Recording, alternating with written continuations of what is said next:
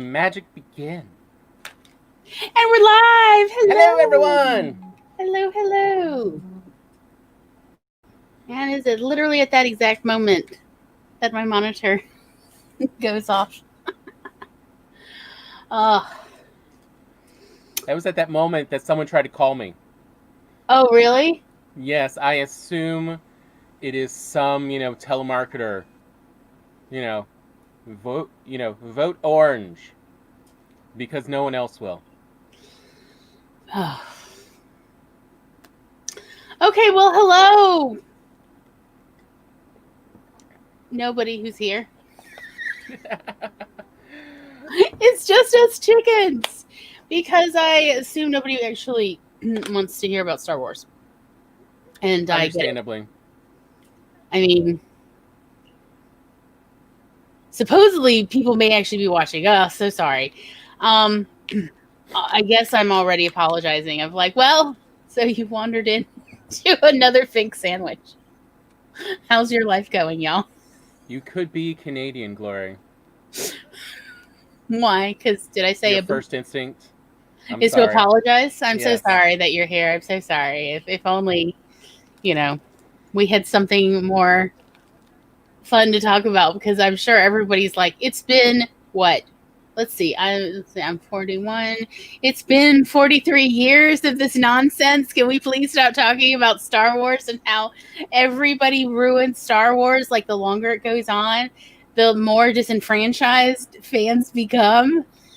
And that new fans do not join in because they're like, oh, what's going on there? Therapy. Yes. But we are here. Nevertheless. Hello, lurkers. People did leave. Okay. But someone did also just post. Yeah. Hold on. Come on. Hi, CB. It's lovely to see you, darling. How's the writing going? Are you ready for Nano? Yeah, I don't exactly, I just binged A New Hope, Empire Strikes Back, and Return of the Jedi because it had been several years since I'd last watched them. And yeah, I did not even bother to look up what years. I know the original one because our parents, so here's the origin story for CB. I love it that, like, we suddenly dropped 3 people immediately. So what had happened was Mom and Dad knew each other from various community work that they'd done. They lived in Ann Arbor, and I don't know the reason why, but Dad asked Mom out to see A New Hope. It was a blockbuster movie, and when I say blockbuster, it literally busted the block. The line was 2 hours long to go to the movie, to watch the movie. So, and she hadn't seen it, and he had seen it, I believe, like several times by this point, and he loved it. So he was like, "Hey, you want to come?" And so they got in line, and it's a 2-hour wait. Like, there's no like advanced ticketing or anything like that. That's not a thing back then, apparently. And so they had 2 hours to just stand in line and talk to each other. Does not sound like a great first date, but I guess okay. I wasn't there.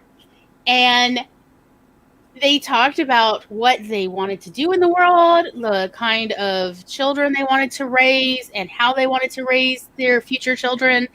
And then they went to see A New Hope.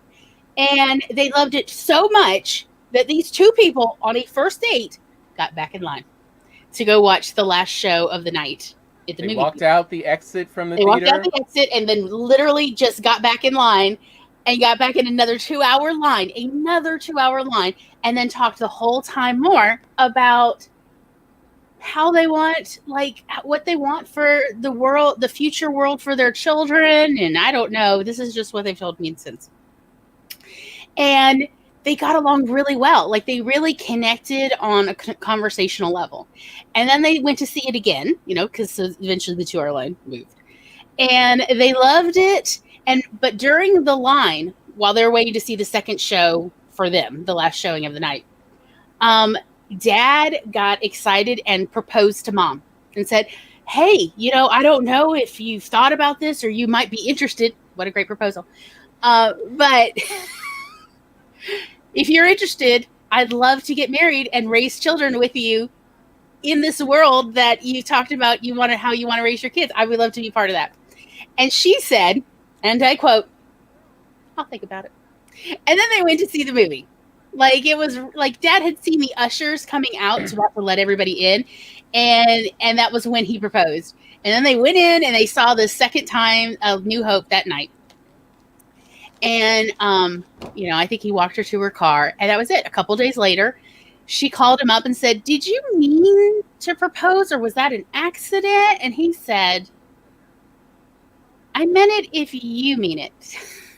If you want me to mean it, I meant it. But if it makes you uncomfortable, don't worry about it. And she said, "Well, if you meant it, then I say yes." And that was literally what happened. And then they got married about 3 months later.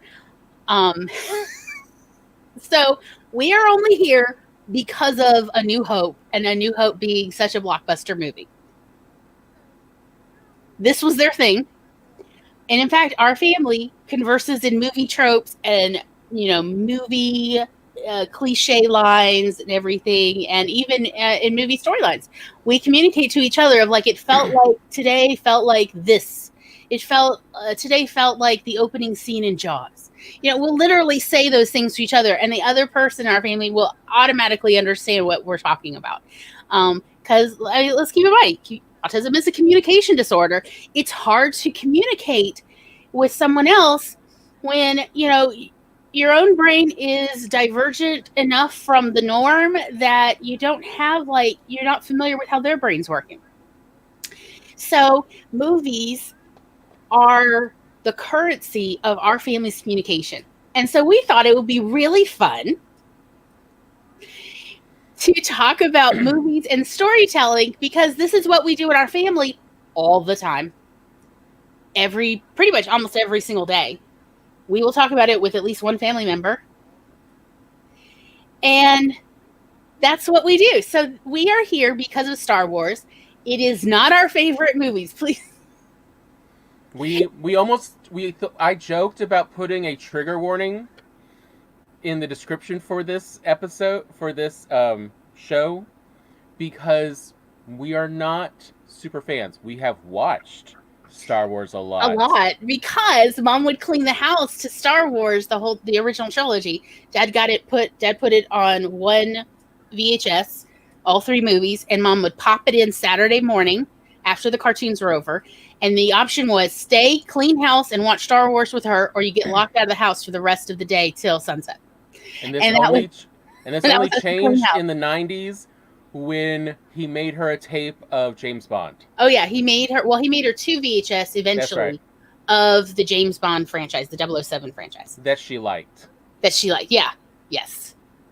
She had interesting opinions about Lazenby. I'm not going to get into that. That's not this episode. So anyway, another story. Okay. CV says, "I'm more than ready for NATO. Just wish the time would hurry up." Oh, I kind of feel the same way. Yeah. So not quite 1983. Which movie we were talking about? Was it the last one? Return of the Jedi? Yeah. Return of the Jedi. Okay. Well, so a year after Tom. Yeah. But have you missed anything? I'm not sure. And then, hey, MM, how you doing? It's lovely to see you here. That you've wandered in by accident. No, I'm teasing. Star Wars is like so much in our own family folklore that we're like, it's kind of like the kids from How I Met Your Mother, like, why do you keep talking about it, Dad? But anyhow, we thought it would be appropriate to start the first episode about this because we know we are here because it was Star Wars. Mom was not interested in Jaws because I want to say, didn't that come out the same summer? Yeah. Right. Yeah. Mom was not interested in Jaws, and Dad wasn't, frankly, that impressed with the Jaws movie for, I don't know, reasons. And I think, was that the summer that, what is it, Kramer versus Kramer came out? There was some movie Mom wanted to see that Dad was like, oh, no. But they were able to, when he originally asked her out, they were able to figure out which movie that they could agree on, because honestly, if they hadn't been able to find a movie that they were both interested in watching, there would never have been a first date, and we would not be here. So we do owe the Star Wars franchise a debt of gratitude because at least we are here. And so this is our tip of the hat to say thank you, and also why is it this way? So we were going to go over the storytelling stuff. Sometimes the storytelling works for us, and sometimes it's anemic. So that was we were going to go over because. All right, real quick. So AuthorTube, CreatorTube, WriterTube, whatever you want to call it, I don't care. I see all of these videos and live streams about writing, about the mechanics of writing, and that is cool, and it is important, and I absolutely love it. But I mean, I've been watching, this community on YouTube since February or March, probably. Yeah, maybe let's say March. Yeah. And hardly anyone ever talks about storytelling. But there is no story without storytelling. So why do we focus on the mechanics and not on the telling of the story? I can literally just talk and tell you a story, or I can write it down, but I'm still telling a story. And I was like, why doesn't anybody talk about this? Because we are from the Deep South, where storytelling is a daily, hourly activity. Like, you cannot get in line at the grocery store, or at least before the pandemic anyway. You get in line at the grocery store, and either you're about to tell someone a story about some adventure you had in the grocery store looking for some item, or they're about to tell you a story. And I mean, we're all strangers. We don't, even though, in small southern towns, we don't actually know each other very well. We may have seen each other before, but we're not even necessarily on a name basis. Yeah. But everybody tells stories. And so to go from a entire geolocation where people tell stories all the time, everybody has stories. Everybody has stories about how they got to work. And to go from that to, this writing community where hardly anybody talks about storytelling other than essentially in passing, let alone to tell the stories, is jarring. It's surprising. And I was like, hey, let's do this, because we kind of wanted something that was a little bit more fun to do to get through Nano and the holidays. So that's what we're doing. We're going to do this for the rest of all the way through December, because we thought, look, you don't even have to watch the movies that we're going to talk about for you to enjoy conversing with us, because we're really going to be talking about the mechanics of storytelling and what works and what doesn't work, and maybe why doesn't it work. We're all going to discuss it, because that's a pastime here in the Deep South. And we're just trying to cultivate it online. I was catching up on the back catalog for a BBC radio panel show called Museum of Curiosity, and someone in there mentioned, I want to say maybe it was Joseph Campbell, it may have been someone else talking about, and they were explaining the line, the worst thing that ever happened to stories was the written word. I've heard that too. And it was although I thought maybe it was T.S. Eliot or someone, but you know what? Might be T.S. Eliot. Not important. It's probably not either of them. And they were explaining that it's not that, the horrors of writing it down. It's that once it's written down, it doesn't change again. Versus when we tell stories, we then are, if someone tells us a good story, we're then going to go tell someone else this story, but we're going to change it in little bits, and it's going to get revised, and it's just like Shakespeare. People talk about how great and wonderful Shakespeare. What almost no one discusses or talks about is that there's almost no surviving original scripts written by Shakespeare. Almost all scripts for Shakespearean plays were written 50 to 100 years after Shakespeare. Yeah. And which means that they had been worked on. They had been ironed out so that, every line punched. Every joke got that laugh. Yeah, they were workshopping it. I mean, 70 plus years of acting troupes workshopping the plays. They are going to get honed. I mean, seriously, if you performed even yearly every Shakespearean play, you're going to get better at it. You're going to figure out how to put the emphasis, how to twist the word. You're going to figure it out. And I mean, that's not something that writers get to do other than in the revision, the editing and revision process. But from what I understand, most people do not write the way I write, which is I will do a 0 draft and then a first draft, and then 20 edits. And they are, each edit, it's a whole round. And then I give it several days to even several weeks till I've forgotten all of it. I just remember like the basic ideas of the story, and then I do another edit. And apparently 20 edits for even a nonfiction article or humorous column is weird. And let me tell you how hard it is when you're doing a weekly column and you're trying to get 15 to 20 edits in. It, like, I have other tricks actually, so I'll forget it because I do have disassociation. So I got it's a little easier for me. But it's nevertheless, it is a minimum. I've never sent something to print in a newspaper or magazine that did not have a minimum, an absolute minimum of 12 full rounds of edit, which involved flow, grammar, punchline. It involved everything. So it's real full edits. And so it is like odd to me that there are people, and I'm not trying to, shame anybody on this. I don't think this, but it's like, it is foreign to me that there are people who only do 2 rounds of edits and then go publish. And they publish books that way. And I'm like, wait, what? Because I just don't have that language, because I'm so used to storytelling. Because every time I tell the story, I'm essentially working on the edit. I'm workshopping every story, down to mom and dad and their first date. I can't tell you, I've been telling this story for over 20 years, and I'm still not satisfied with my story. I still mess it up sometimes. I still accidentally find out there's good little twists and turns. So like the whole emphasis on the 2-hour thing has worked out really well, at least locally, when I workshop this story. So every time I tell the story, it is like an edit round.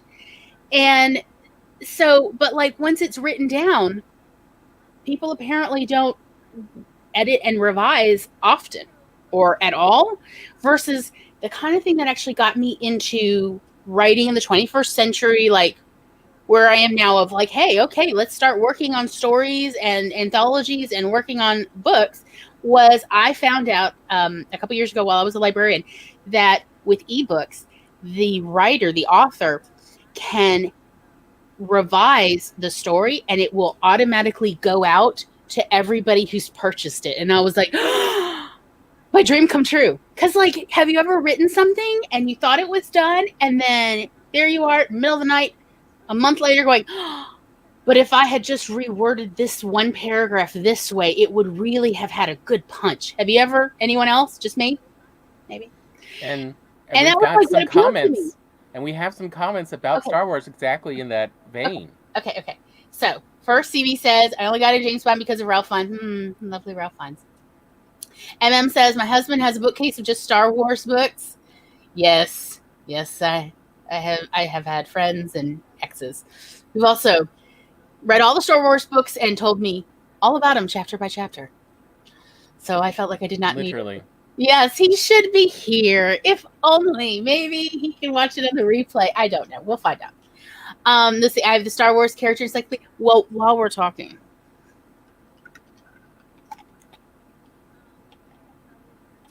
I love Rey. I love Darth Vader. I had a total crush as a kid on Darth Vader. Oh yes, I did have some issues.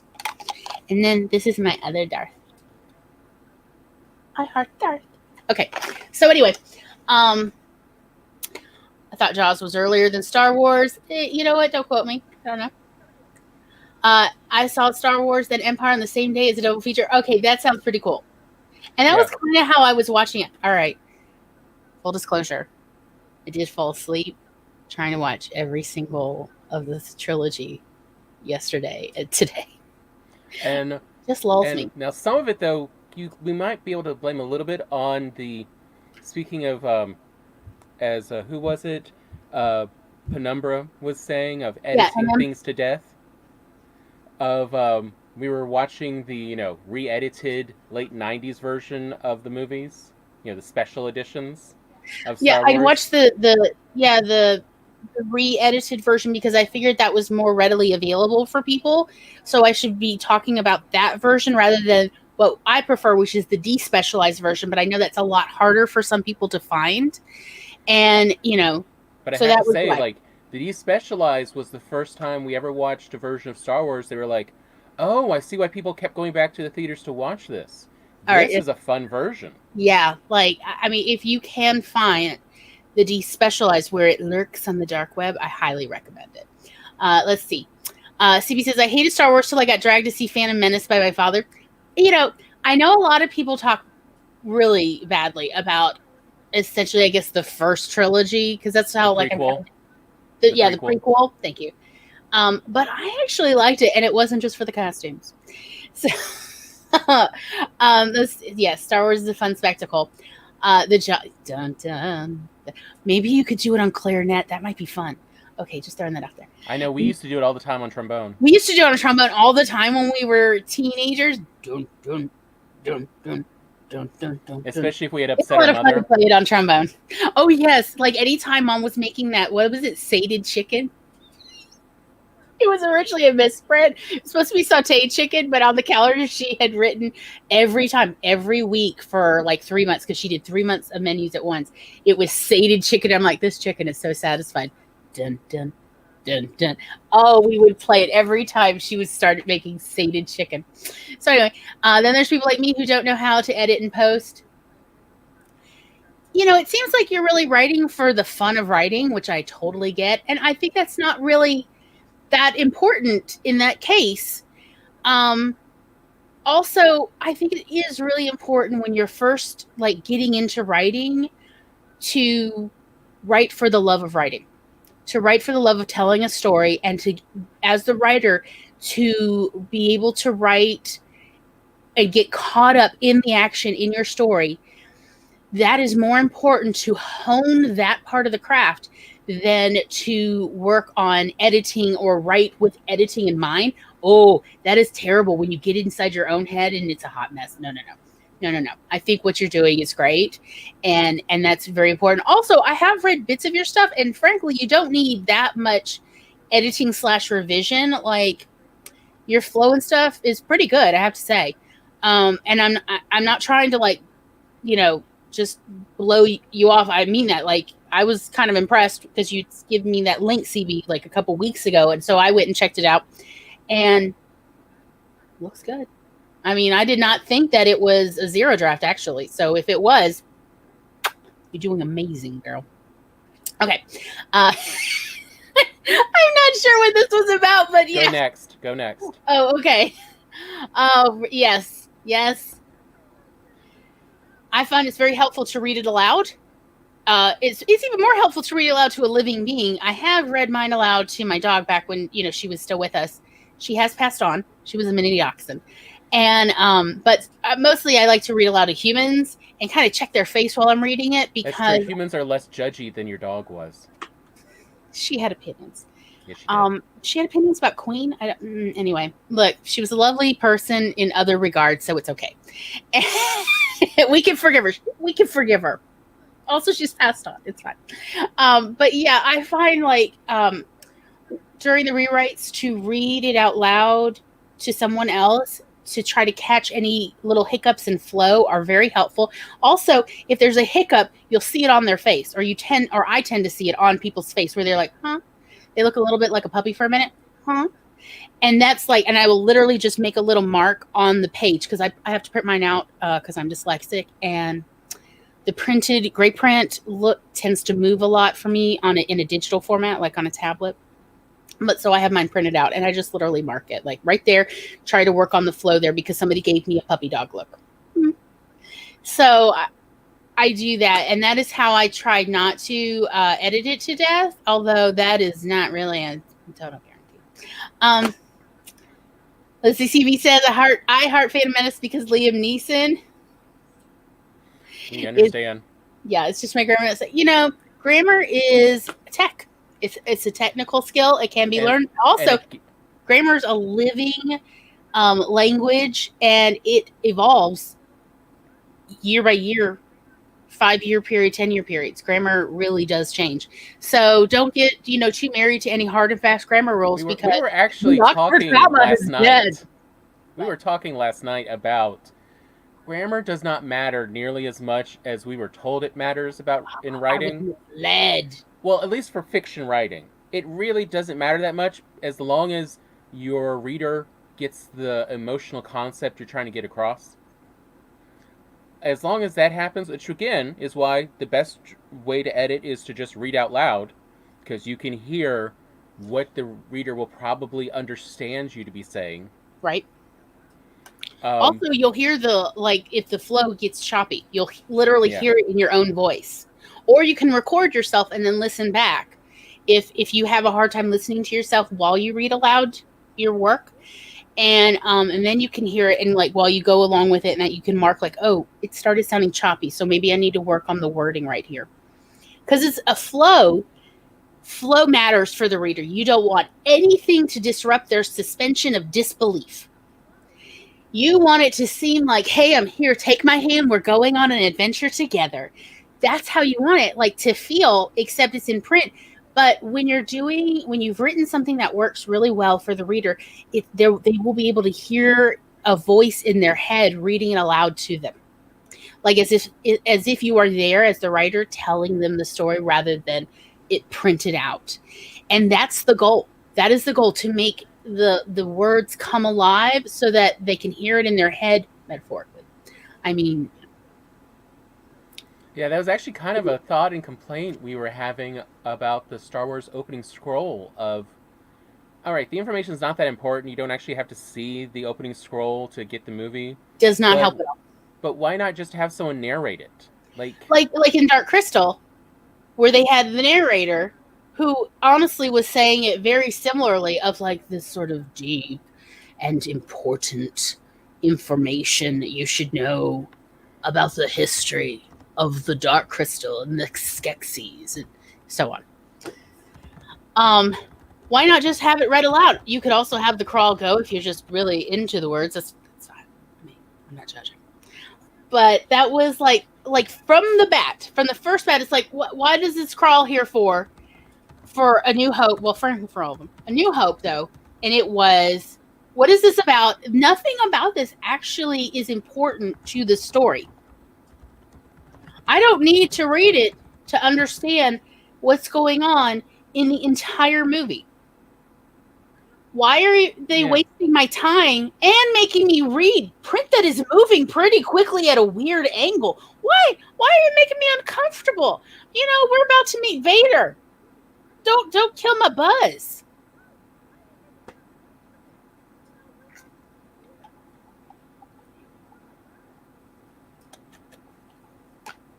Okay.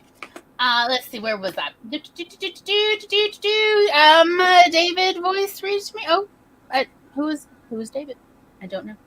It's just it's one of the, TTS voices. Oh, TTS synthesis. Oh. Sorry. It's one of the standard ones. I don't know that I've heard it. Sorry. But that's good. I mean, just have it read it out loud to you. In my time travel series, those from the Old Kingdom don't speak with contractions, but those from the modern generations do. Well, yes. Grammar's importance. Hi, Dodley. Hey, Jules. Grammar's importance varies until you're talking to a lawyer or government body that it matters a lot. Exactly. It is not that important to a reader or a listener. It is important when, determining policy. Yeah. Ooh, Alan Rickman was still a job. You know what? Honestly, what's his name? Alec Guinness could have done a freaking amazing job. And I literally had this thought while I was watching the trilogy over the last 24 hours. Was Alec Guinness would have been a great narrator for this, because he dies so early and then does not leave the show. He keeps coming back. Well, he doesn't leave it. He dies early, but he doesn't leave, so he'd be perfect narrator. He comes back in both of the sequels. I know. I love it. Showing up. I love it. And then at a certain point, I'm like, why are you even talking to Yoda? Are they saying anything important? And the answer, no. They're just two aldercockers. Just, Luke, don't go. Anyway, okay. Let's see. Yes. Tom says, that's why I made sure to say just for fiction. Yeah. Where emotions are what matters. The David book. I will have to check that out. Now you've made me curious. You whet my appetite. I'll have to check it out. So, anyhow, shall we do a 15-minute sprint? before we launch into the next section? No, Take a yes. little break. What you think, Tom? Yeah. Go get some popcorn. Okay, and yeah, so we're gonna go get popcorn, and I do have my gummy bears, and I have chocolate somewhere. And why? Because I love movie theater food. I mean, y'all. So if it depending on what you want to do, you could write, or you could get hydrated and maybe get a snack. Popcorn's not a bad option. And meet back here in 15 minutes. And just because apparently I'm in that sort of mood, I found a new timer. And it's from Star Trek Next Generation Fridge. So yeah, You are that person. I'm that person. Do you see the shame on my face? Because it's not there. All right. Okay. Can you see it, Tom? Yep. Looks right. All right, cool. All right. In 3, 2, 1, sprint.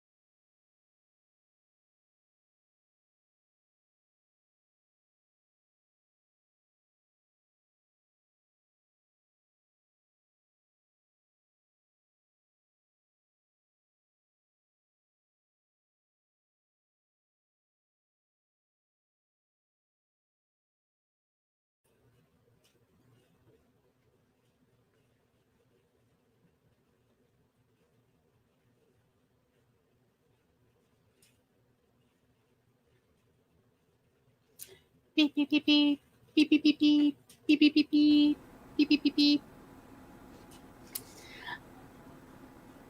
I don't like loud noises. I certainly don't want the red alert sound. So, beep beep beep beep beep beep beep beep.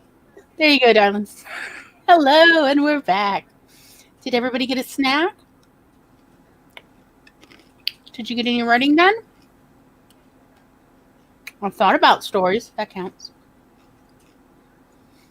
Oh, nice. CB got an 107. Oh, it hasn't come in yet. Come on, StreamYard. Come on. You can do it. I'm just going to literally eat off-brand M&Ms while I wait. So delicious. It doesn't have any taste of artificial dyes because it's not. I'll put this in a crazy big bag. I feel so wealthy. There. 107. Maybe Nice. I should stop the banner and stop sharing screen. I'm just throwing that out there. Okay, comments. 107. That's excellent. How's the story going? Okay, what is this? I'm so distracted today. Yeah, I got cola bottles. Nice. I'm assuming that's for drinking rather than throwing it. No, don't listen to me. I am obviously in a weird mood today. Tom made popcorn. And when I say made, I mean microwave. You didn't know it was going to be an ASMR, did you? The saltiness. So one thing I took away after just sort of binging them, the trilogy last night. I'm listening. Was yes, I could definitely tell George Lucas shot more than was put into the movie in episode 4. I mean, what almost no one talks about is the movie George Lucas originally put together was awful.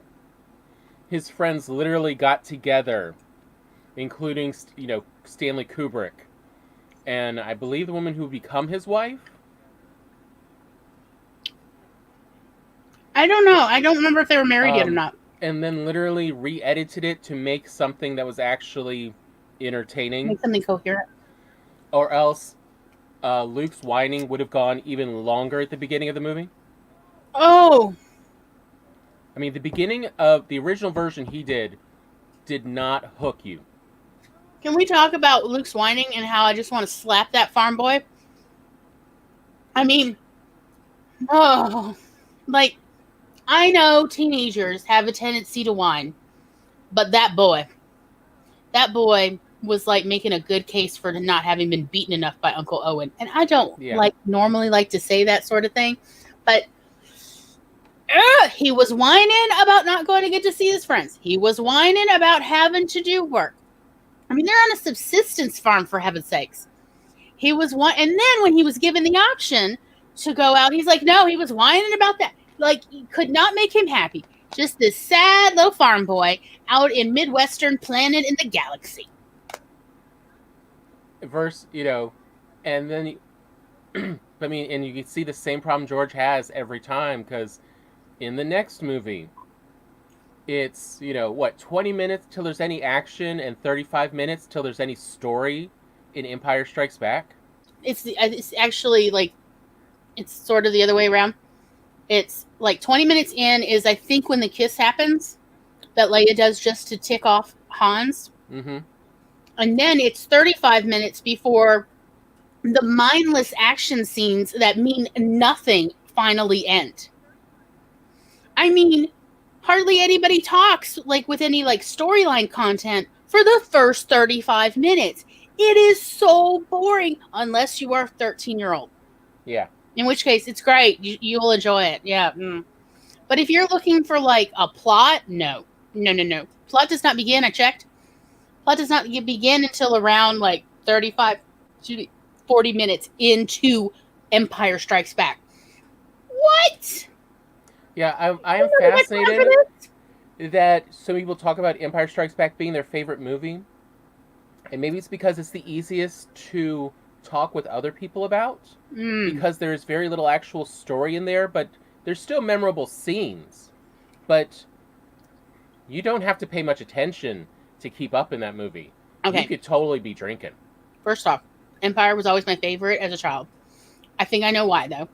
The music, the soundtrack is fantastic. I still love it. Here we are, 30-something years later after the first time I ever watched it, and I still love the soundtrack. Like, I literally was watching it overnight last night, and I was thinking to myself, gosh, I need to, see if somebody's uploaded the whole soundtrack to YouTube or Spotify or something, because I would love to just listen to the entire soundtrack from Empire Strikes Back.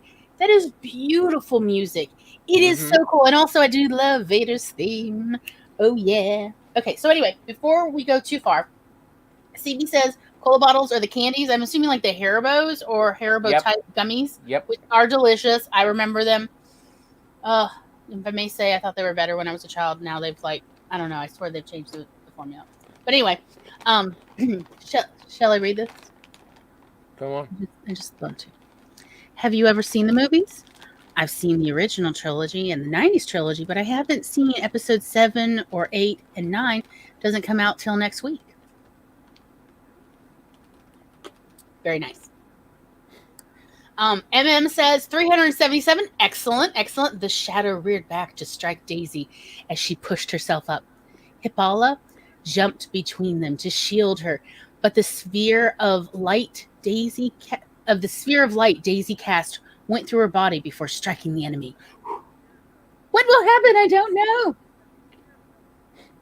That boy should have been sent to... He needed to be sent somewhere. There, I said it. Okay? Controversial, yet so brave.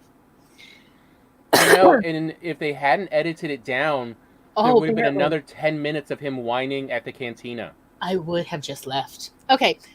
MM says Luke was the first Ewok. You know what? It's a strong case. Strong case. Yeah. Seriously. Oh, it drives me insane. Let's see. CB says, when I was going to see episode 7 with my uncle and cousins, I watched episodes 1, 3, and 6. Or 1 through 3 and 6. Something like that. Yes. John Williams is a freaking genius. Yes. Preach it. Preach it. Haribo. Yum. I do love Coca-Cola flavor, I have to say.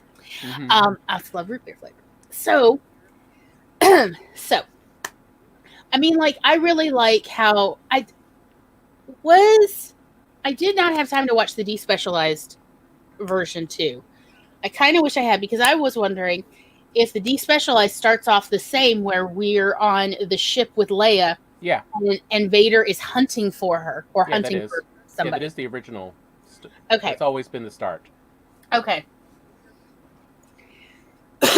And then we go to Luke, which is what you should do in a first act. It's time to introduce all your main characters. We meet Darth Vader. We think he's the big bad villain. He is not the big. This is what, at watching it in my early 40s, I have learned. When I was a kid, I thought Darth Vader was the big bad villain, and I really did not understand the corporation of the Empire. But now I'm like, what is this? It's like, okay, there's 2 layers of tropes here. So you've got the trope of the old Dark Knight, or the old, I'm going to go with Dark Knight, even though I'm not talking about Batman. But the old Dark Knight, and then the new Knight being trained by, the guy who's about to die. And they're going to battle it out. And then, though, that is not enough for this story. Then it is also a tale of good and evil, of the Rebel Alliance versus executives at a board table? A board meeting? I mean, okay. Yeah, Darth Vader never sits down. He's not part of the board. It is so weird. He just keeps pacing around like a dog. It is what is happening here? There are layers, and I don't know if I'm picking up on 70s nuances here. So, which, I mean, we've seen, especially in the last few years, how corporations and postmodern capitalism has not been the saving grace of society. I know, so controversial. So it's not that I think, oh, well, this is wrong or anything. It's just more like, wait, what story are we telling? Because I feel like we're telling several stories at once, and it's kind of, frankly, getting muddled. Now, in Empire, because, and I am about to spoil it for everybody. No, I'm kidding. Is the Death Star blows up in the first movie. I mean, what a move! And that meant, what was it, Moff Tarkin? Yeah. Moff Grand Tarkin. Moff Tarkin, the 5-star general. Right. Grand Moff. Grand Moff. He's the one in charge of the military. You know, there's also generals, though, because I was watching the credits, and it was like, okay, wait, we've got Moffs and generals? This is getting confusing. Whatever. But because I guess they were all on the Death Star, because why not, right? Everybody loves a show. So you'd want to be on the big boat, the big yacht, to go see all the planets you blow up, I guess. I don't know. Or maybe this is their corporate headquarters. It's confusing, and they don't ever go over it. Yeah. And since they all got blown up and Darth Vader just happened to be out in space chasing Luke because, you know, like you do. Darth Vader is like the only surviving top tiers or semi-top tiers of the corporation, as best I can figure. Yeah. Hence, in Empire Strikes Back, he's got a swivel chair.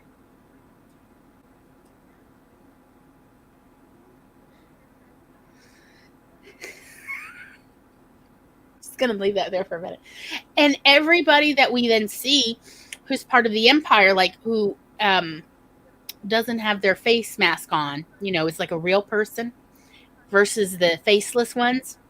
Everybody with a face is relatively young compared to a lot of the people we saw on the Death Star at the corporate board meeting.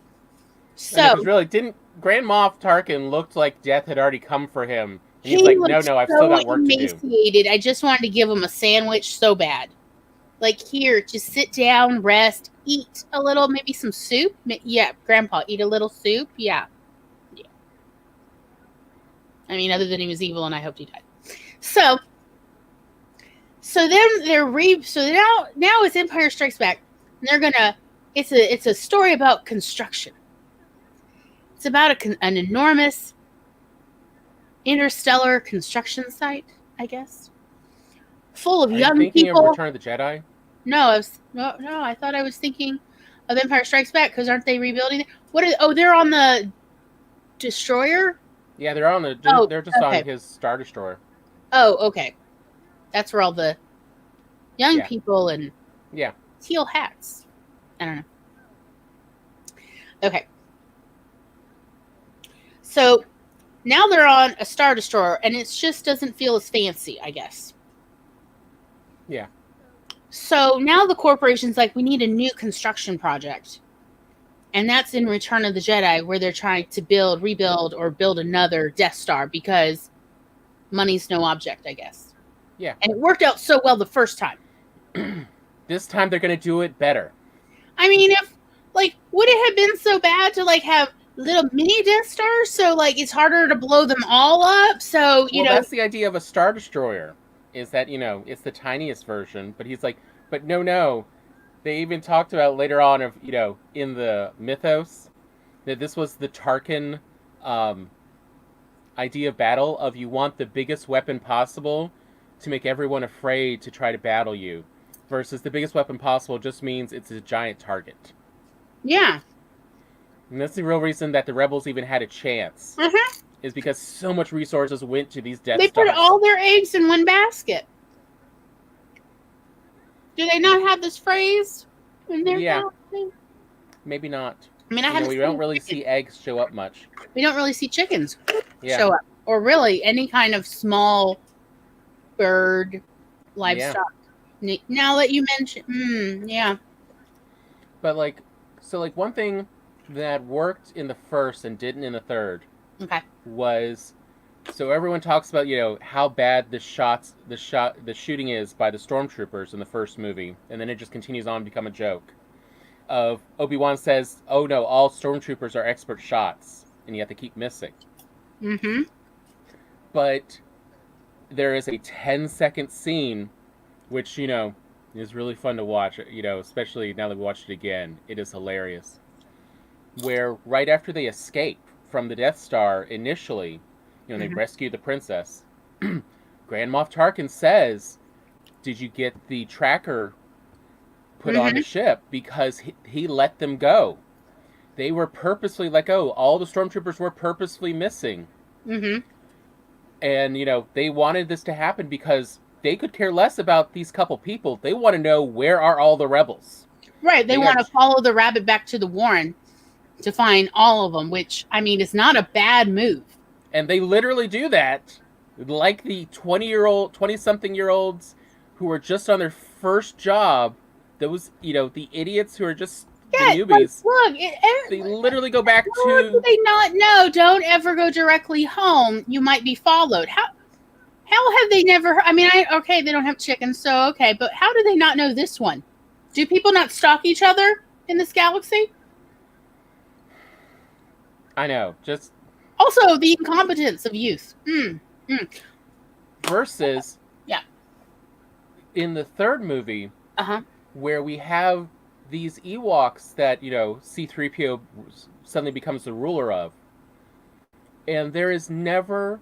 They could have spent, literally 10 seconds, just like that scene with Grand Moff Tarkin, to explain that the Ewoks, have been dealing with the stormtroopers and the Empire for the last, year or several years, trying to get them away from their land, and they've been getting harassed by the stormtroopers, which is why they have all these weapons. Right. That specifically work on, giant metal creatures and stormtroopers. Right. They don't say anything, so it looks like just all of a sudden, these little, teddy bears have weapons that are really good at attacking creatures more than twice and, 10 times their size. Already set up in this forest. It is the weirdest coincidence. I agree. It definitely needed a little bit of it. And that's where, anemic storytelling is problematic. Real quick, before we go further, MM did say Hippola? Yeah. I'm not sure. I'm going to go with Hippola right now because I'm American and we tend to put the emphasis on the second syllable or the last syllable. Hippola is already dead and living through necromancy in a necrorio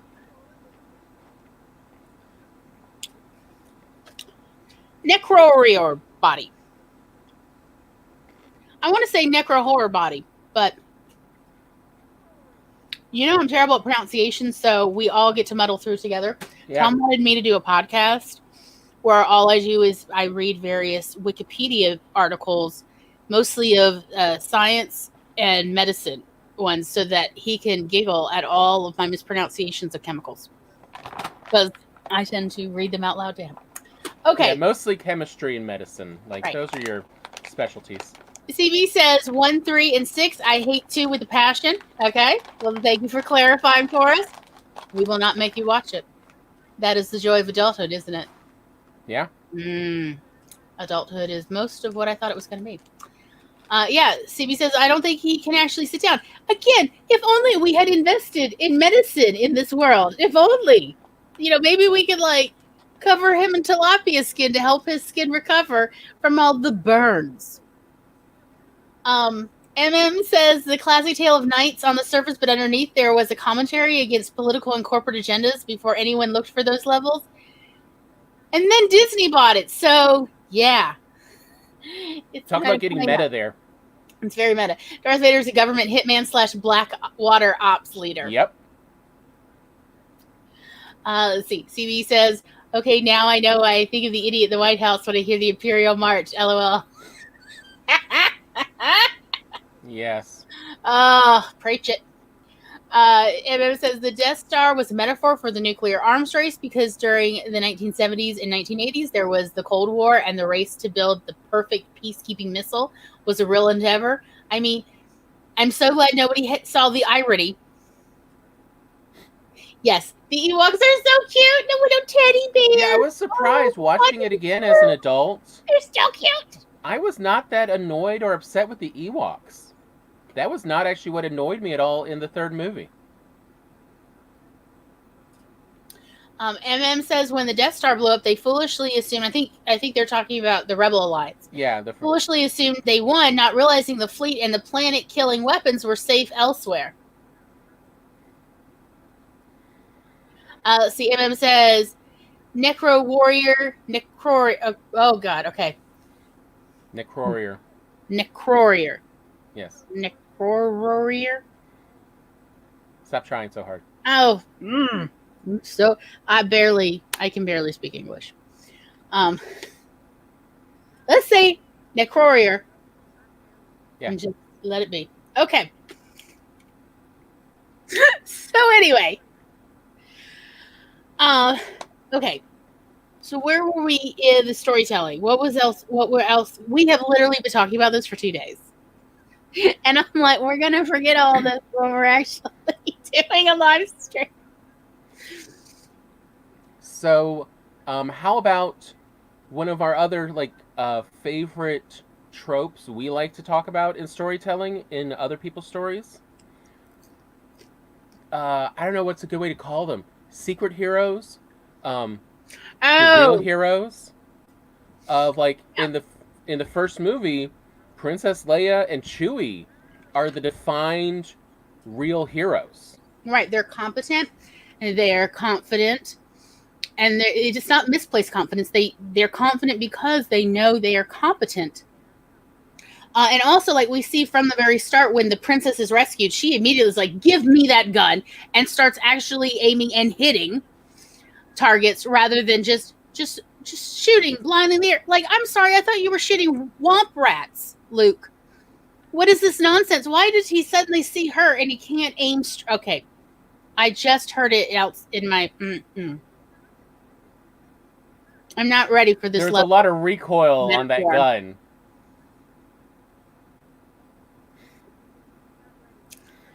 Anyway, George Lucas is a perv, okay? I know, there's no bras in space. Are you kidding me? Speaking as a perv, I know when someone's being a perv. You're not a real perv. But damn, watching her fire that gun, oh. I just wanted to give her a sports bra just for a little support. Those poor babies. I mean, yeah. It looked painful. It looked just so much. No, the ladies need support. Yeah, apparently there's no jogging in the other galaxy. No. So, anyway. So, yeah, like, Luke is supposed to be the hero. This is, like, wasn't this one of the first movies that was acknowledged to be following Joseph Campbell's hero's journey? Mm-hmm. You know, it was one of the first ones to actually just take it and run with it.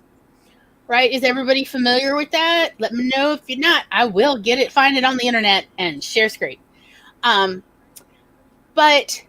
instead, it's supposedly following him, but it's not, like, because actually the real hero is Leia, and her knight is Chewie, because Chewie is the one who takes care of Leia. Chewie is the one who's always sort of in the background, making sure that Leia is fine, Leia is taken care of, and if anything, he also acts as a bouncer a few times throughout the whole series. Mm-hmm. Which, I mean, yeah. You know, I just want to pet things. But Leia she's the one who actually knows what she's doing. She knows how to do it, and she goes about it. She doesn't ask permission. She's got a whole set of in her mission. She knows what she's doing. Versus Luke is just wandering around like, what shall I do now? Where shall I go? Oh, is this what I'm doing now? You know, and every once in a while, when he really becomes aimless, Obi-Wan from the grave goes, go to Dagobah. I know. I love that they kill him. They kill him off halfway through the movie, and then he just keeps showing up for these in the rest of the movies, in the stories. Like, Obi-Wan just doesn't stay away. He is that grandpa. Mm-hmm. I mean, Luke is such an idiot. I understand why he can't leave well enough alone. He's a himbo. You know, he's supposedly good at shooting things, and then anytime you actually really need him to shoot it, he's terrible at it. Except for like the one time it's integral to the story, Mm-hmm. and then the one time use the Force, and then Obi-Wan is still having to coach him from the dead. Use the Force, Luke. Like, hey, idiot, I've already trained you, but remember what I trained you? You're literally supposed to do it right now. And Luke's like, okay. Like, he wants to be a Jedi. Does he follow what his Jedi masters tell him? No. So for me, it's no surprise that he eventually goes to the dark side, except I'm frankly not expecting him to do any better on the dark side. I'm expecting to be just as incompetent and to ignore Vader as well. He is a terrible knight. What are we typing? Are we talking about things? Yeah, I was just responding to CB's comment. Okay, MM says the haves versus the have-nots society, but the have-nots are actually more competent. Yeah, my favorite line, Princess Leia line, you scruffy-looking nerf herder. Who are you calling scruffy? Like, the nerf herder part's fine. It's a job. Yeah, I love, like, he didn't have a problem with being a nerf herder. That's fine. I mean then again, Han is incompetent at his job. Well, why do you think he got caught in the first place and had to dump all the cargo? And that's why, Jabba has a bounty out for him. I mean, yeah, because he's not good at smuggling. As well as why did he get tracked back to the Rebel base? Because Chewie's job is the mechanic and to fly the ship. Right. Han's supposed to be the smuggler one, and he didn't check the outside before they left. I cannot stand when your job is at something that's attention to detail and you don't do the one thing, like paying attention to detail. If that's your job, do it. Yeah, MM says the gold bikini proves Tom's point. I guess perps, no perps. Talking about Tom.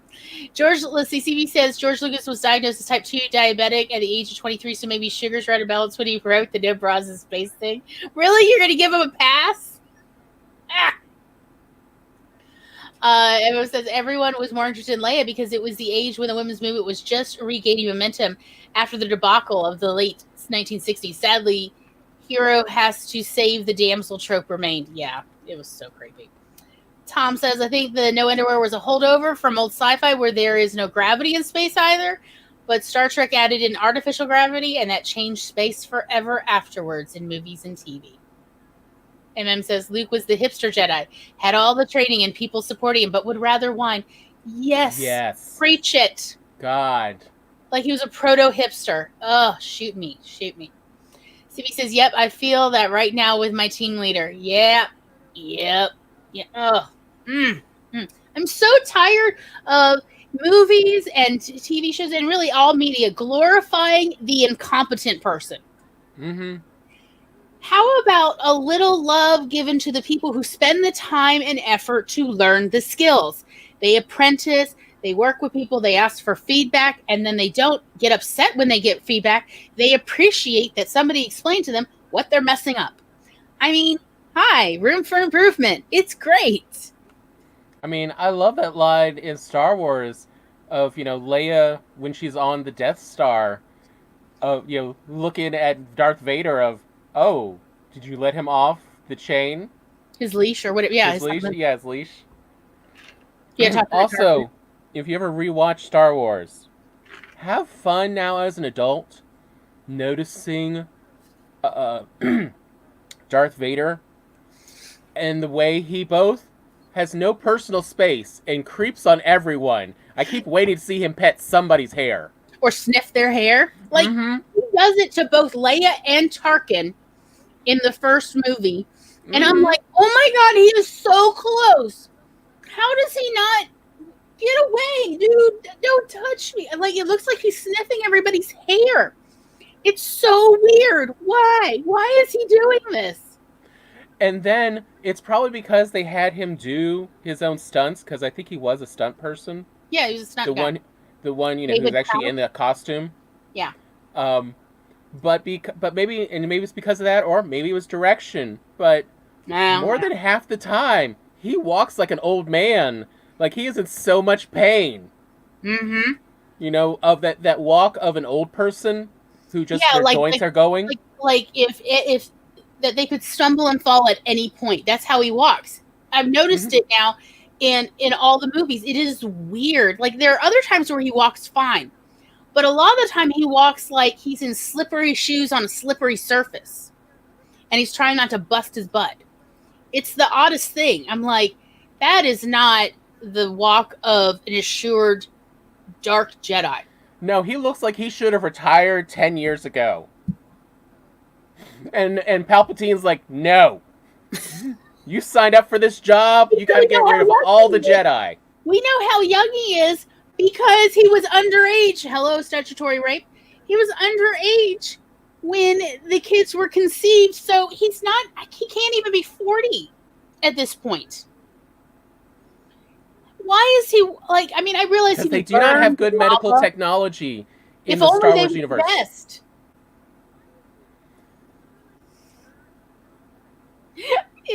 I didn't know it was possible to have a world worse than the one we live in right now, technology-wise. I think you might enjoy the comments CB's just been writing. CB said she was supposed to send me my support rota, and she hasn't bothered, so I don't have a clue who's supporting me out there. Oh, jeez. I doubt it will get better on its own.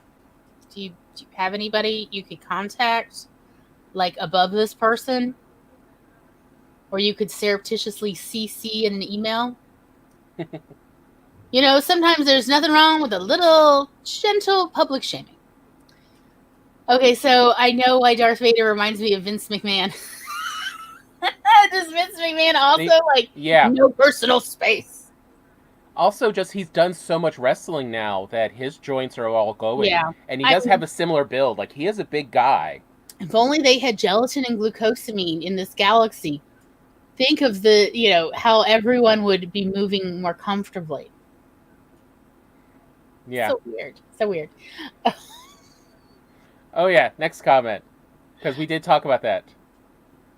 Okay. My mother had to contact him, and then, Vader was basically a torso and a head.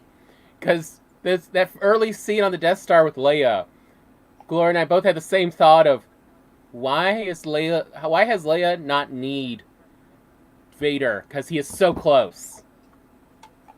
Like, just knee him in the crotch. Yeah, I mean, I would have, honestly just elbowed him at the very least. I mean, at least you're going to find out that he wears a protective cup. Or did that burn off? I don't know. I mean, let's be really honest. Vader is disabled, and we never talk about it. Yeah. It's truly some sort of ableism going on. We never discuss, I mean, because, we do see, the helmet go on, and I think Empire Strikes Back, and honestly, we see from behind, and he looks like a scoop of banana split ice cream. And then we never discuss it. Are we supposed to be horrified? Because, I mean, if anything, it's more it's rough. Maybe that's why he's walking stiff. I mean, but surely the Empire could spend some money investing in medical technology. Why is this not a thing? It's just about empire building. Wait till they get to the edge of the galaxy. I don't know what's going on. I don't understand. I mean, they have now retconned reasons for all of this, but they didn't bring it up in any of the movies. In a cyborg body. Yeah. I'm like, we need to know, did he have a cup? I need to know. Vince walks like he has a wedgie. Yes, he has several joints that have had to be replaced. Probably has some fused joints, too. You have to imagine that he was in horrible pain all the time because burns of that level never completely stop hurting. For real. I mean, why was he still working? Because there's no health care without a job, Glory. This is an American galaxy. The Empire is America. It really is wow, there was so much foretelling here of what we are all dealing with, here in America, I mean. If only. I mean, I don't think George Lucas meant to make Darth Vader a sympathetic character, but the more I think it through, the more I'm like, I'm now that age. I'm like now literally older than Anakin was at the time of, the trilogy. And I'm like, he's doing great, all things considered. I mean, but do they have ibuprofen there? He needs something.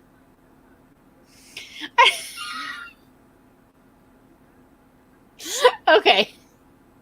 Oh, you were going to mention about the alternate universe book with Leia. Oh yeah, so I looked it up. Actually, it was a comic book.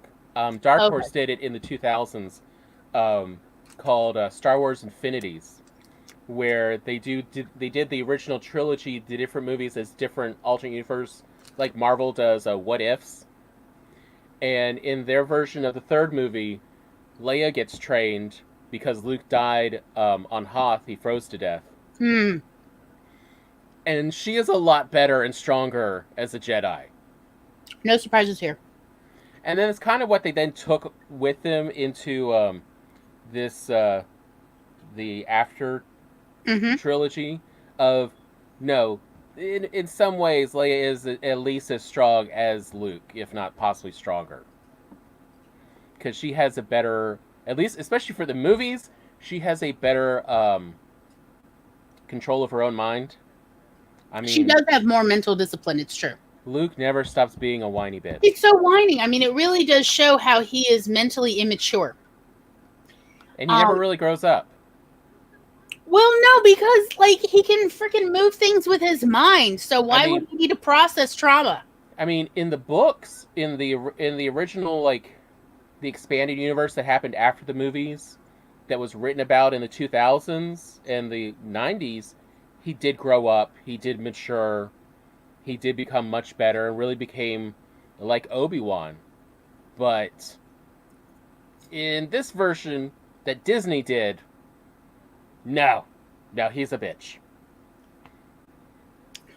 All right, so before we go to Sprint, let's quickly go over. Let's see.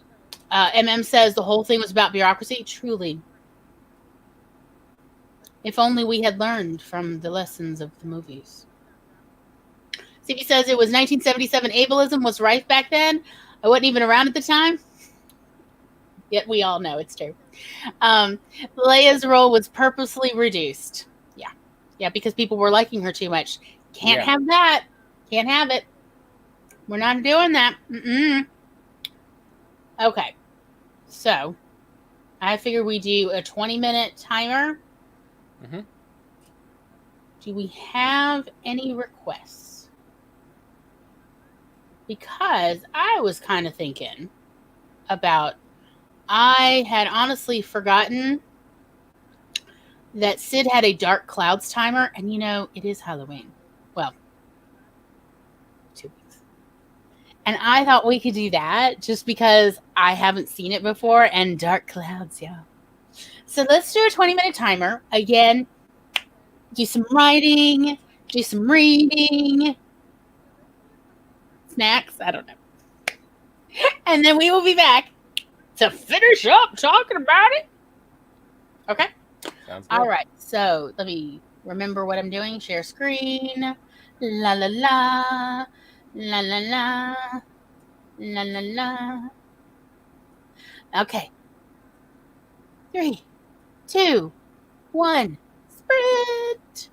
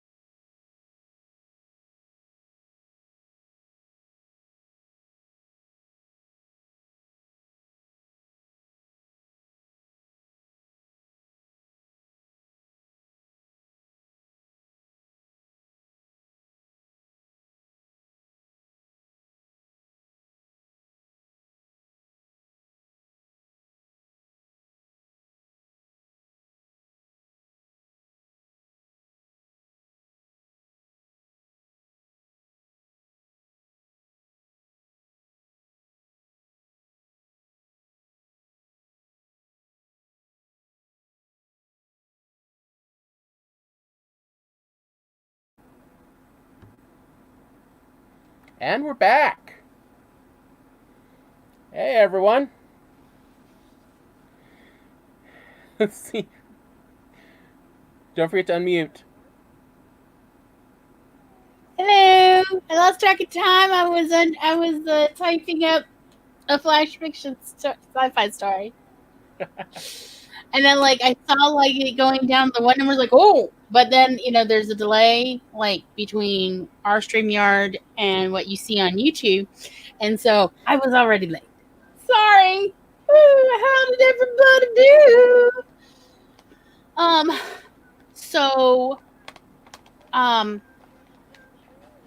I was working on my flash fiction science fiction piece. Wow. Shall I read a little?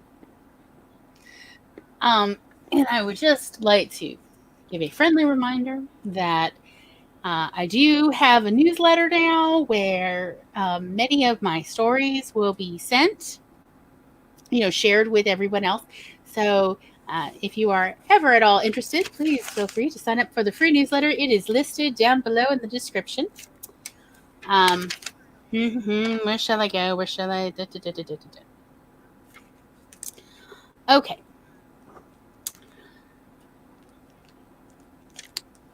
On their way to observe a supernova, the scientific observation ship, the Archimedes, noticed a planet close to their projected path that scout satellites reported having a similar atmosphere as Earth with a rather calm weather and ocean system, an ideal planet to investigate. When they got closer, scout data gatherers detected chloroform-type vegetation, but no independently moving type life forms on land, and only small sea creatures in the ocean, not even large life forms like whales and leviathans. It seemed like an ideal planet for a brief few days stop along their trip. The team followed procedures, sending down scout observers first to bring samples back for analysis. But all those samples implied the same thing. This planet was empty of any possibility of sentient life. The scientists aboard the ship were experiencing cabin fever after traveling several years since the last space station visit, and were suddenly feeling a strong desire to breathe non-recycled air and feel the silence of standing on a solid planet instead of the constant hum of their ship. A ship-wide meeting was held. A plan was made for all crew members to go in 2 rotations planet-side to gather further data and a few hours of R&R. Team 1 went down. They observed some beautiful rainbow-colored fish at the shore's edge, whose scales seemed to sparkle in water due to the unique refraction qualities of this planet's ocean.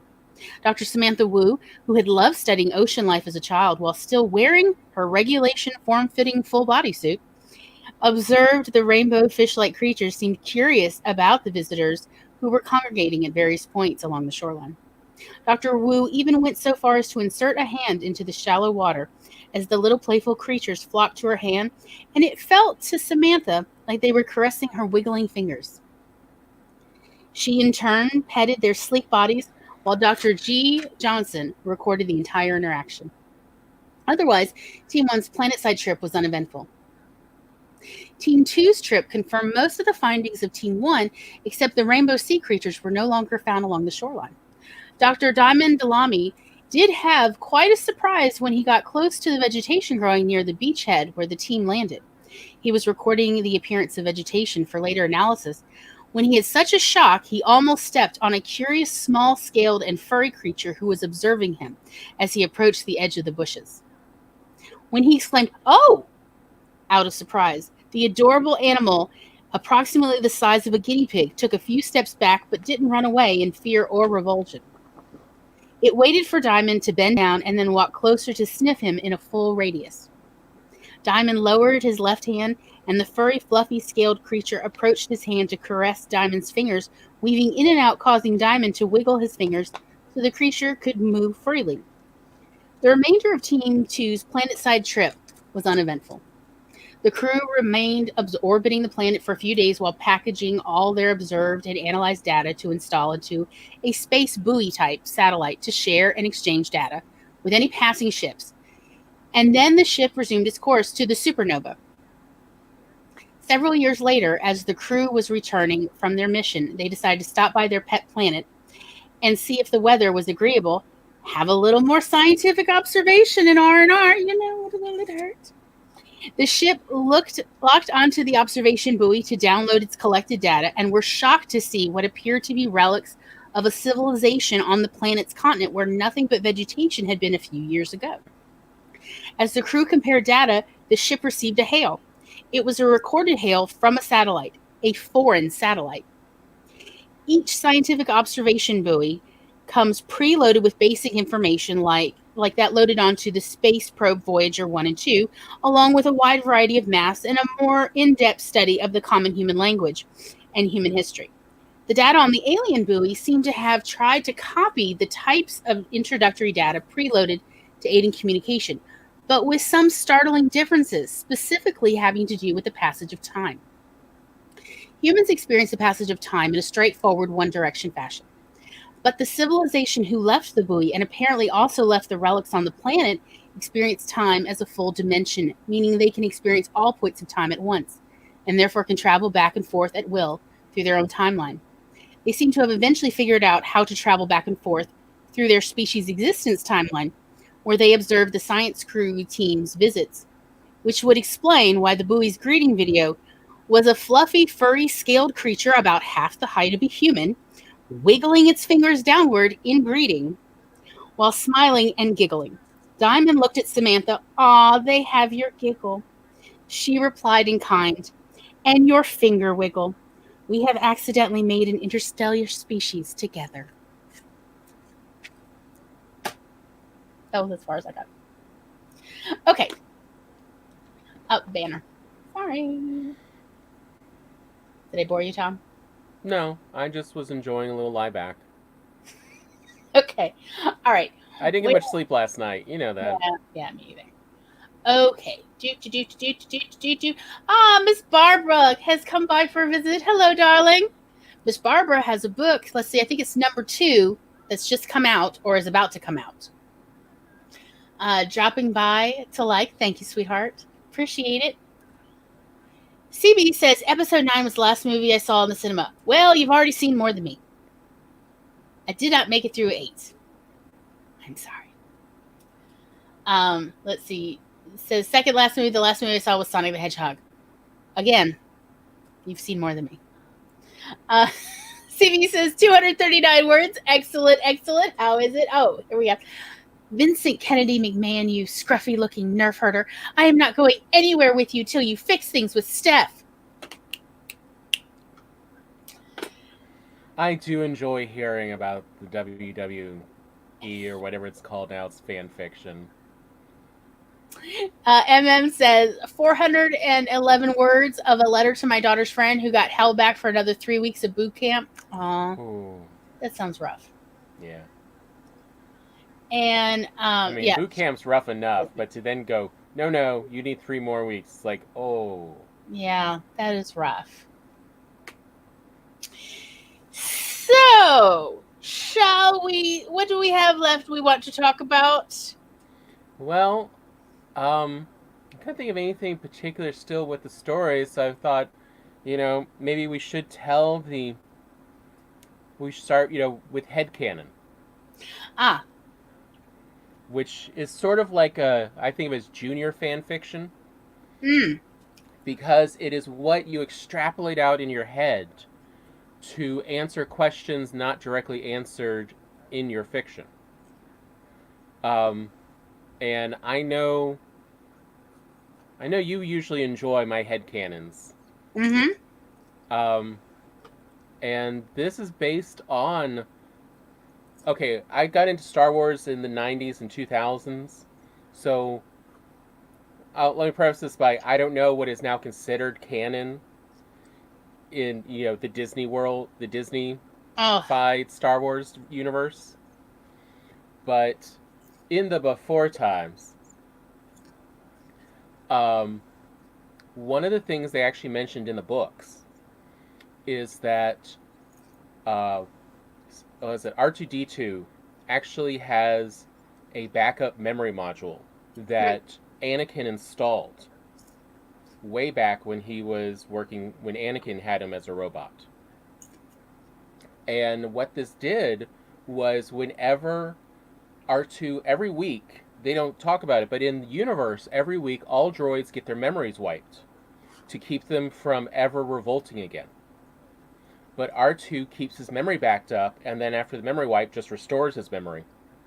So he can remember things that no other droid in the galaxy does. I mean, we actually see a little bit of that in the prequels in the episode 1 with all those droids. You know, that's part of why they were rebelling was the droids wanted more rights. What an amazing shock. I mean, what's that about? And so the headcanon that really helps explain the prequel trilogy, as well as some other stuff that goes on, like why do you keep seeing C-3PO and R2 throughout all of it? Like, this is so weird. Is We're that following the same droids? Yeah, is that the storyteller is actually R2D2 far in the future, and what this is really a story of is how he freed the droids and got them rights. I do like this headcanon. This is my favorite headcanon.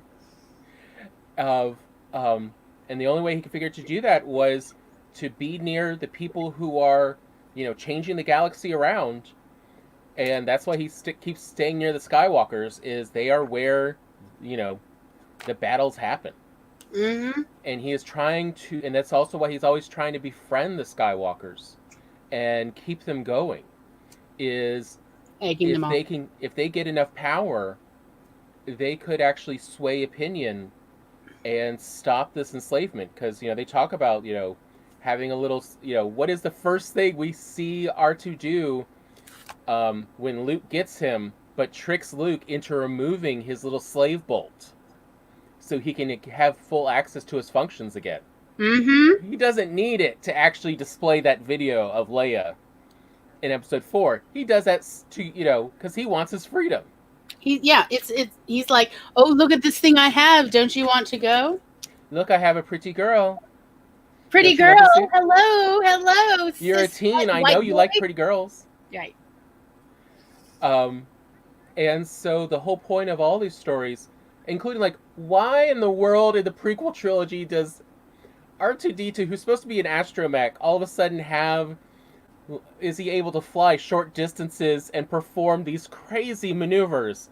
But when you're retelling your own story, you embellish a little. Yeah, I like the whole idea that all the Star Wars movies, all the Star Wars stories are being told by R2D2 around whatever the droid version is of a campfire, as he is regaling the freed droids with the story of how I, R2D2, have, you know, spent 100 years with the, you know, by using the Skywalkers and their associates to free my people, you the droids. Learn to appreciate this. You know, this is his adventure story. This is how I did it. This is how I freed you all. You can be grateful. And so, of course, there's embellishment. But also, like, R2D2 does keep showing up because, again, like a lot of storytelling, especially proto-mythical, proto-biblical type storytelling, it is from R2D2's perspective. So all the important bits are where R2D2 was there. Yeah. Or where it's necessary to move the story forward. And that's pretty much what we actually see in, I'm going to say, movies 1 through 6, because it's, well, all right, let's say 1 through 7, because that was as far as I got. Okay, obviously, I do like Rey, but yeah, I didn't make it through 8. Real quick, before I get too far, MM says, I've only seen one movie in theater since my stroke. It was Jumanji. They are too blinky for my damaged brain to handle. Oh, I could definitely relate. I was just telling Tom about how somebody was wanting me to watch them play video games, and it was so jarring for me visually. I was having trouble, and I had to, like, look away. I love those. You can't really watch first-person shooters that have the movement in that first-person view. Yeah, like, it literally hurts. It hurts even thinking about it. My eyes hurt. MM says we should talk about character shaming. Just because some have language or behavioral variations, they should not be mocked as stupid or dumb. Absolutely. CB says 10 and a half years ago, my mom and I went to Edinburgh. Is it Edinburgh or Edinburgh? To a Star Wars exhibition. It was awesome. I could believe it. I wish I could go. Difference is cool. We should embrace it, not disgrace it. Amen. Amen. Eva's here. Hey, darling. We're still talking about our favorite headcanon. This is the Awkward Siblings' favorite headcanon about the whole Star Wars franchise. So, the best part. MM says the mockery of Jar Jar Binks and his people, or earlier, the Ewoks have always bugged me because they were always considered lesser people. Exactly. They're treated like they're second-class citizens or even less than that. And it has been always very weird and not nice. I mean, the infantilizing of these aliens as an entire group. I mean, like, look, I really want to meet teddy bear people. But I'm not going to, like, think that they're little children, even though they're all full grown and some of them are elders. No, they're people. They're fully formed people. It's just, it's going to be like, you know, a life goal to, like, get to know them well enough so that they'll let me pet their ears. Will I succeed? Who knows? I don't know. But I mean, I'm good at petting things, so I feel like it's a selling point. And that's just Glory has a lifelong dream of someday knowing humans, cat people will exist, and she wants to pet the cat people's ears. Yes, I do. CV says exactly, it's bothered them as well. R2D2, the future leader of the android overlord. You know, in fantasy, it's really nice to just go, no, I want them to be better than how humans are. So have you ever noticed how people who have been oppressed, especially for a long period of time, when they finally come to power, you know, usually through an overthrow or whatever, then they just turn around and oppress people too. And it's like, have you learned nothing from your own oppression? That really drives me nuts. It's like a serious personal pet peeve of mine. And in my headcanon, I like to believe that the androids did not turn around and oppress everybody else, but had learned from all the lessons. Look, it's fantasy. I can think of it that way. So anyway, back to R2D2 as the Moses of the androids of the galaxy. But I mean, he really helped it.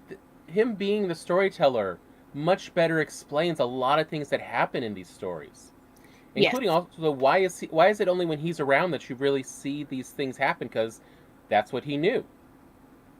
Because, you know, a lot of other things had to have happened, but you don't see them play out, and it's a great way to kind of excuse the poor storytelling that is George Lucas. Because it's an android telling each other androids. Yes, as well as like the reason all the prequel trilogy writing is so stiff. I mean, I still remember, like, there's a quote, or at least a semi-quote, of Mark Hamill talking to Hayden Christensen of, okay, your first mistake was actually saying the lines that were written.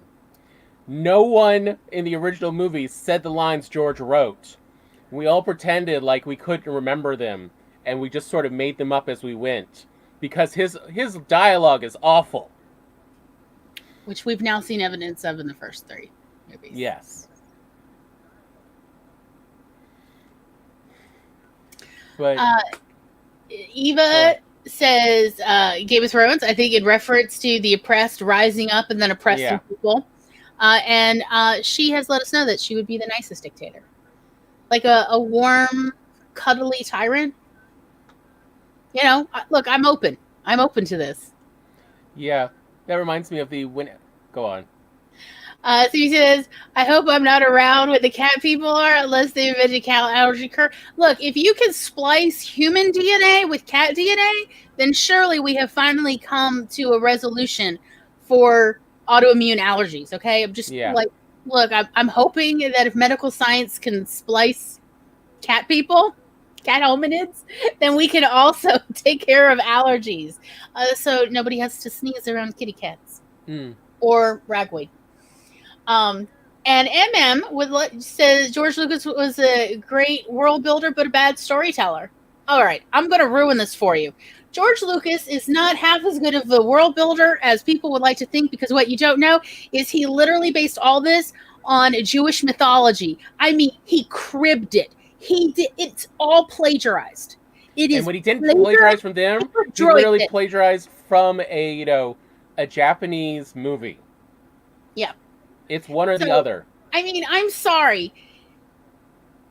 As I said, we're here because of George Lucas, so I mean, he was a great engineer. He knew how to make his visuals. That's what right. that's what George Lucas' I mean, real like, claim to it fame does is. look cool. The worlds look visually really great, but did he do And that it world sounds building? great. Hell no.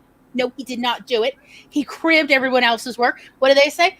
Good artists borrow, great artists steal. All right, well, here we are. Hope Yeah. everybody's real still with quick. us. Yeah. How about real quick? So Okay.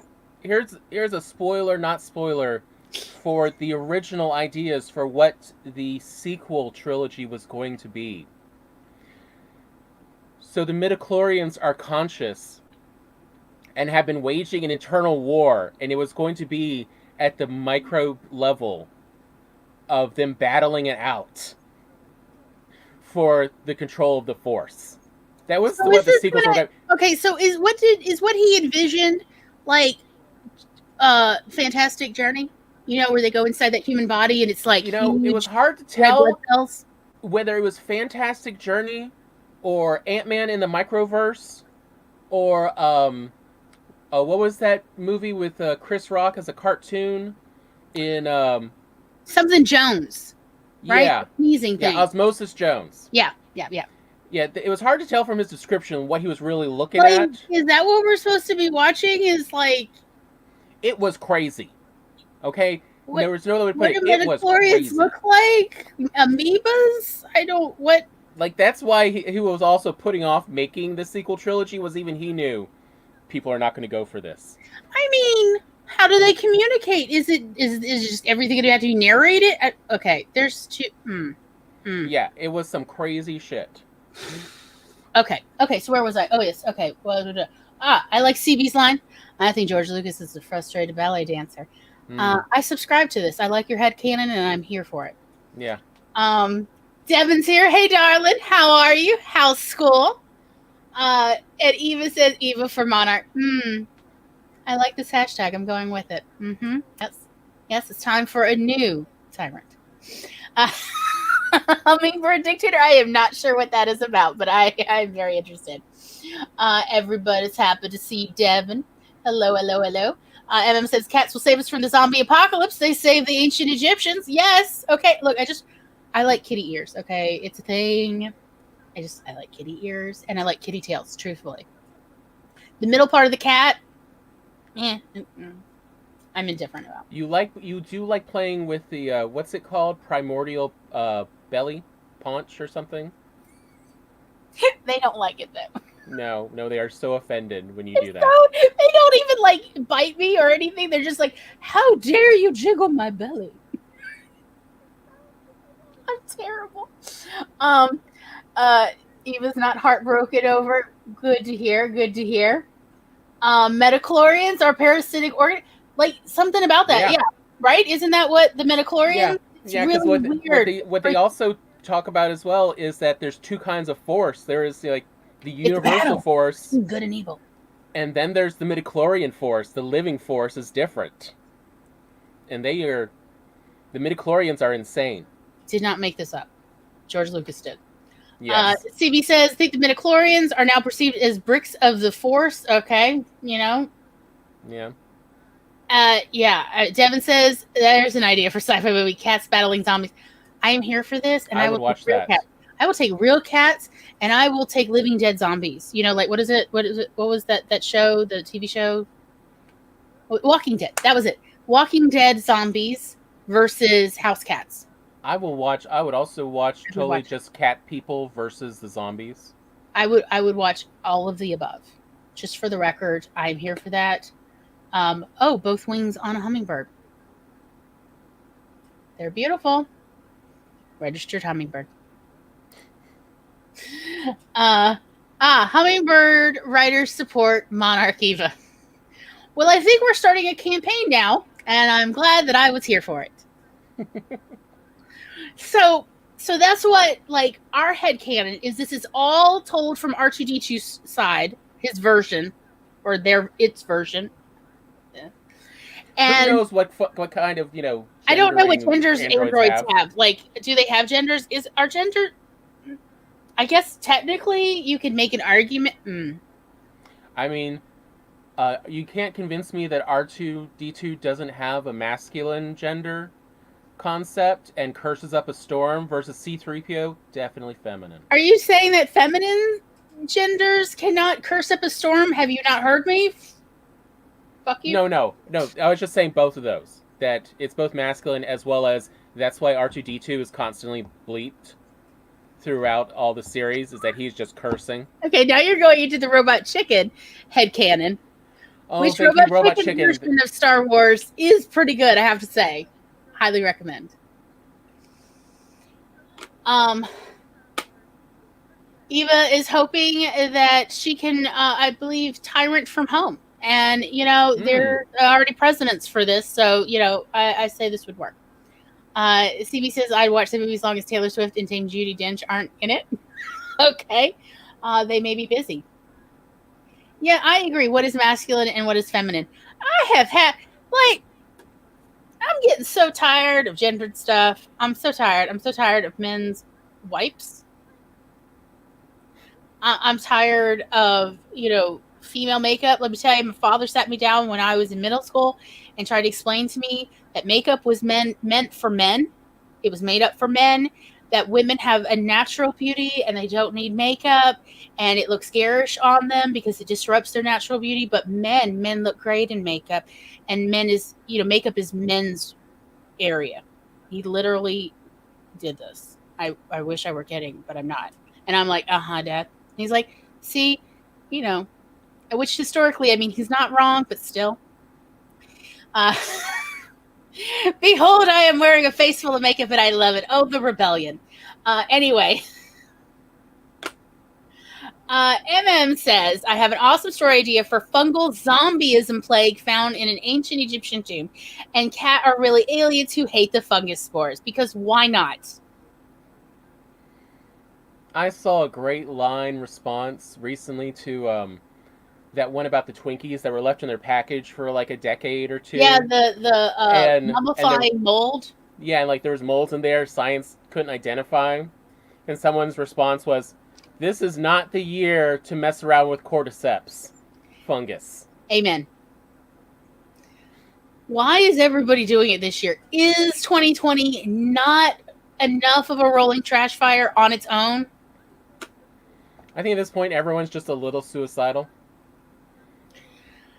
Eva says, if defining whether a penis or vagina is present, I don't think either have either. Exactly. Masculine and feminine, I don't think has to do with body parts, since they're societal constructs. MM says the MC is a cat allergic agoraphobic librarian who teams with a 90s crazy cat lady Egyptologist. That could be fun. A 90-ish crazy cat lady Egyptologist. Well, you've sold me.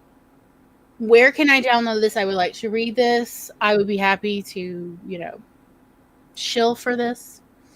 For the robots. If there is a car in my garage with the hood up, it's most likely that I'm under than the mister. If I were a robot, I'd be masculine. I just always thought of masculine as the people who do not think of their own safety, like whenever when I foolishness is masculine. Yes, when I hear boys will be boys, I think of what will get you killed most likely. That to me is the real boys will be boys. That is not wisdom what you were doing there. Why are you trying to die early? That is to me what is, boys will be boys. Not this how to excuse being an awful person. Right. But, just that, maybe some personal safety equipment? Is that a feminine trait of hey, I don't want to die today? Yeah, I may have things to look after at home. At least that's what I kind of came to understand masculine versus feminine. Okay. Is, masculine are rather I ain't got shit at home. If I die, oh well, but this could be fun. I want a story. So somebody who's mildly depressed and in need of some stabilizers. This says a lot about, modern men, doesn't it? I mean, at least you're saying a lot about modern men in your interpretation. Yeah. Okay. Where was I? Because the storylines continue, and I really am loving it. Eva says, I'm way off topic. Just ignore me. No, I'm not. I love it. I love every bit of it. Eva for Tyrant. Backed up by the hummingbirds. Right. The scariest hummingbirds you've ever seen. Like little biker hummingbirds. Okay. MM says the fungus gets put in food as a preservative and infects the whole world. Well, you know, you've now deviated from fiction and you're really more into like reality right now, but okay. CV says Taylor Swift and Dame Judi Dench were in that dreadful piping hot mess of, I haven't watched it because I'm not interested in artificial cat buttholes. And the fact that Dame Judi Dench was supposed to be the original Grisabella on stage. I never watched either version of any version of Cats. I read the poems or whatever prose, and I was like, what is this? I haven't done enough drugs. I was a teenager at the time. Yes. Eva says Ward, yes. And CV says she blew out her Achilles and couldn't do it, and that's how Elaine Page got the role. So we're learning some Broadway history. MM says Detroit becomes human genderized robots based on the whims of the humans. No, it's a game. It's a game called Detroit Become Human. Detroit Become Human? Well, it's Detroit : Become Human. Good Lord, I cannot keep up. Is that really a game? Yes, it's a weird title, I know. It is a weird title. Okay. Where then it's, gendered robots based on the whims of... All right, if we want to talk about gendered robots, I would like to recommend Saturn's Children by Charles Stross. One of the very few books that I actually really enjoyed. Trigger warning, there is robot rape in there. There's also 2 robot sexual scenes that involve a boat docking. The sexual scenes just made me uncomfortable. They were not a turn on. The rape scene was very triggering as somebody who has been raped. I was like, oh, this is way too realistic. But if you either skip it or you are just interested in that, the book itself is fantastic. And it's sort of like a heist action adventure book. Highly recommend it. But, I just feel like people should be warned on that stuff because holy cow, I had no idea what I was getting into. I still loved it, though. Yeah. Eva says, more nurturing as feminine is a construct we need to remove. Yeah, I actually, look, all right. So as somebody with an education degree and who was nanny for about a solid decade, I have found that boys between the ages of 4 and 7, 4 and 8 are actually far more nurturing than most girls of that age. I was always far more willing to trust the little boys at that age who wanted to hold the baby or hold the kitten, because I always put him on the couch first so that they're not moving with the small creature. But they're far more gentle and kind versus, I've had, at least around here, some experiences with girls who definitely, were forced to hold the baby. We're not interested in the baby. And also, we're not petting the kitten softly or what have you. So it has been my experience that definitely boys can be very, very nurturing. And it is a shame that society makes them stop being that way. Also, by the way, at that age, they love to vacuum. And I love that they vacuum. I will give a 4-year-old a vacuum in a heartbeat. And if it's too heavy for them, I'll just be behind them, help guiding it. But they're so happy, the look of joy on little kids' faces when they're vacuuming. I love that so much. Anyway, off topic. Yeah, I'm looking forward to, the next 40 years, as we definitely have some changes with gender and all these weird concepts that are not, that people, try to tell themselves are somehow based on genetics and nature and are really just constructs society created for its benefit. Constructs. Exactly. So, I'm not against it. Says, wear your dress, do you hear? Keep your legs crossed, etc. Tomboy is a girl that isn't feminine in her choices, right? How many girls do you know that were tomboy versus not tomboy? You and those Tonko trucks. I was, okay, for the record, I was that girl in the Pretty Pretty Princess pink or lavender outfit dress with the Tonka trucks, like destroying a whole wall of blocked wall. We had all these wooden blocks, that had been carved out, and they were really, building blocks. And I'd make a walled city, and then the Tonka trucks coming through, and I'm doing it with a freaking crown and a dress and petticoat on, as a little kid. And this did not seem weird to me. It felt absolutely freaking natural. Glory really identified with Star in the first season. Yes, Star versus the Force of Evil. Evil. Yeah. Star Butterfly or whatever. Yeah. Yeah. MM says, but I was a girl who hunted and climbed cliffs without ropes and caught snakes for fun. Yep, good old snakes. It's time to give them a little trauma. Yes. See, Joe March is the classic example. Exactly.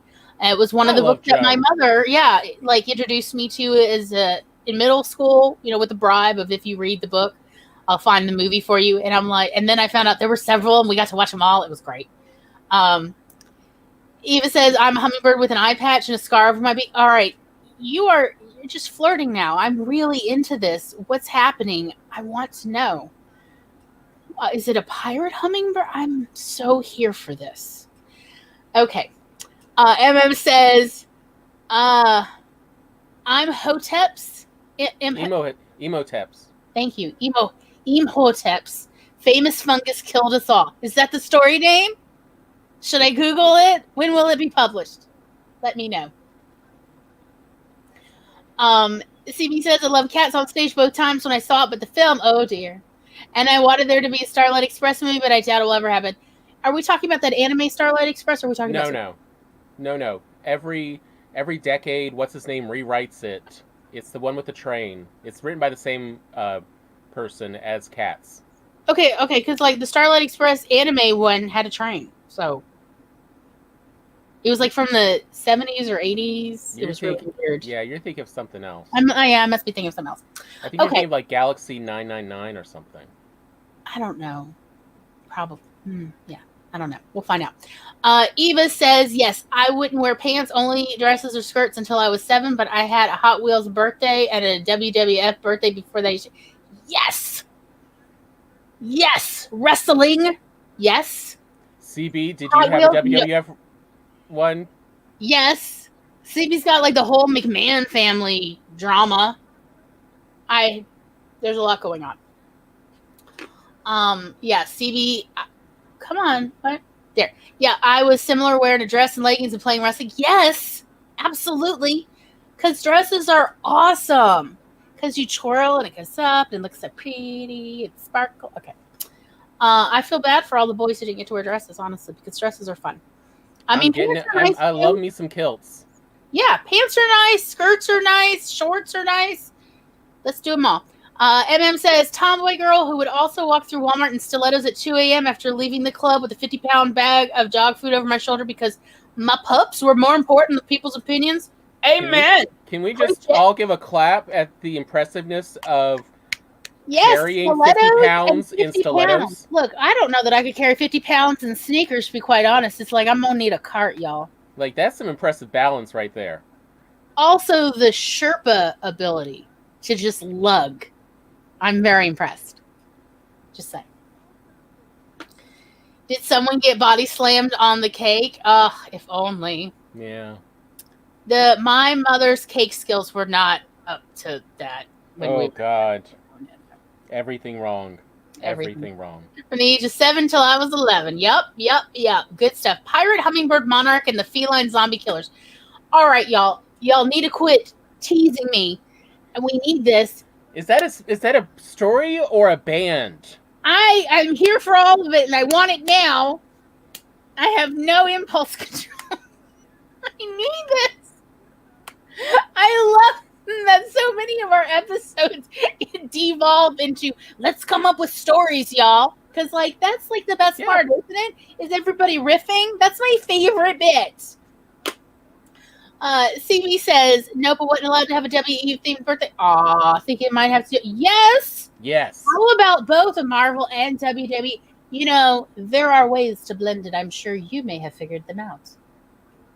Look, if nothing else, go get some inspiration from I can't remember the name of that trio of there's 3 black guys who are known to love anime, and they have come up with some amazing outfits. Maybe like WWE themed, but like the wrestlers are in Marvel color outfits I think for that you're different going to heroes. need to like give us a link or something at some point because I have no idea what you're talking about. I feel like I should, but I'm sorry. There's no bells ringing. I don't Yeah, know. that's it. The New Day. Oh, it hasn't come through yet on StreamYard. I mean, Yeah. is New Day, is that like their group It's name? it's the name of their group, The New Day. The E New Day? The New Day. That sounds like it'd be hard to Google. If you type in The New Day anime or Dragon Ball, oh no, you will get them. Oh, okay. Well, Because they have some outfits that are choice. They are gorgeous. Well, I got something to look at tonight because, as I said, I have no idea. CV says that I started ballet class. I'm assuming it was 7 to 11. I was put in ballet at 6. Look, I loved ballet and then wrestling. Yeah, I feel like it is all interchangeable. It's all part of it. It's wonderful. Because like in ballet, they teach you how to fall safely. It's very simple. There's a lot of crossover. I'm just saying that Venn diagram. There's a lot of crossover. MM says I did it so many times that other than the new employee, no one other than the new employees even looked at me after the 3rd time. Right, because you got to feed some puppies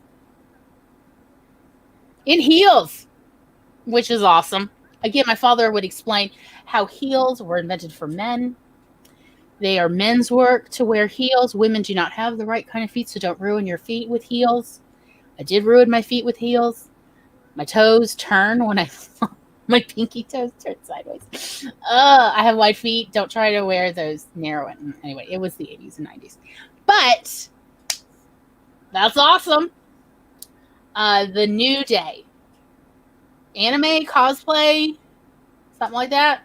Yeah, just type in anime or type in unicorn. WWE just broke them up. Oh, that's sad. That's sad. The work in progress title is How I Became a Crazy Cat Lady to Survive the Zombo-apocalypse. Y'all, why do you come up with this when you know I'm bad at pronouncing things? Look, y'all taking advantage of my lack of skills. I had the outline and the world built, but have 5 books ahead of it in my writing queue. Okay, look. I mean, what if, like, I sent you a crocheted hat? What? Maybe. I was 11 when I started ballet. I took it seriously. I loved ballet. WWE had a draft and they got separate. That is sad. I mean, why break up a good group?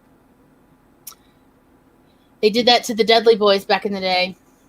Yeah, I can't wear heels. I mean, that's the truth. I can't wear heels, y'all. Especially with the Ehlers-Danlos. Oh, no. Hence, why my pinky toes turn sideways when I stand now, not even in heels. Not the best idea I ever had. I was 15. I was 14 when actually one of them, and then 15 when the other one. It was the 90s. All right. I think we've had a lot of fun.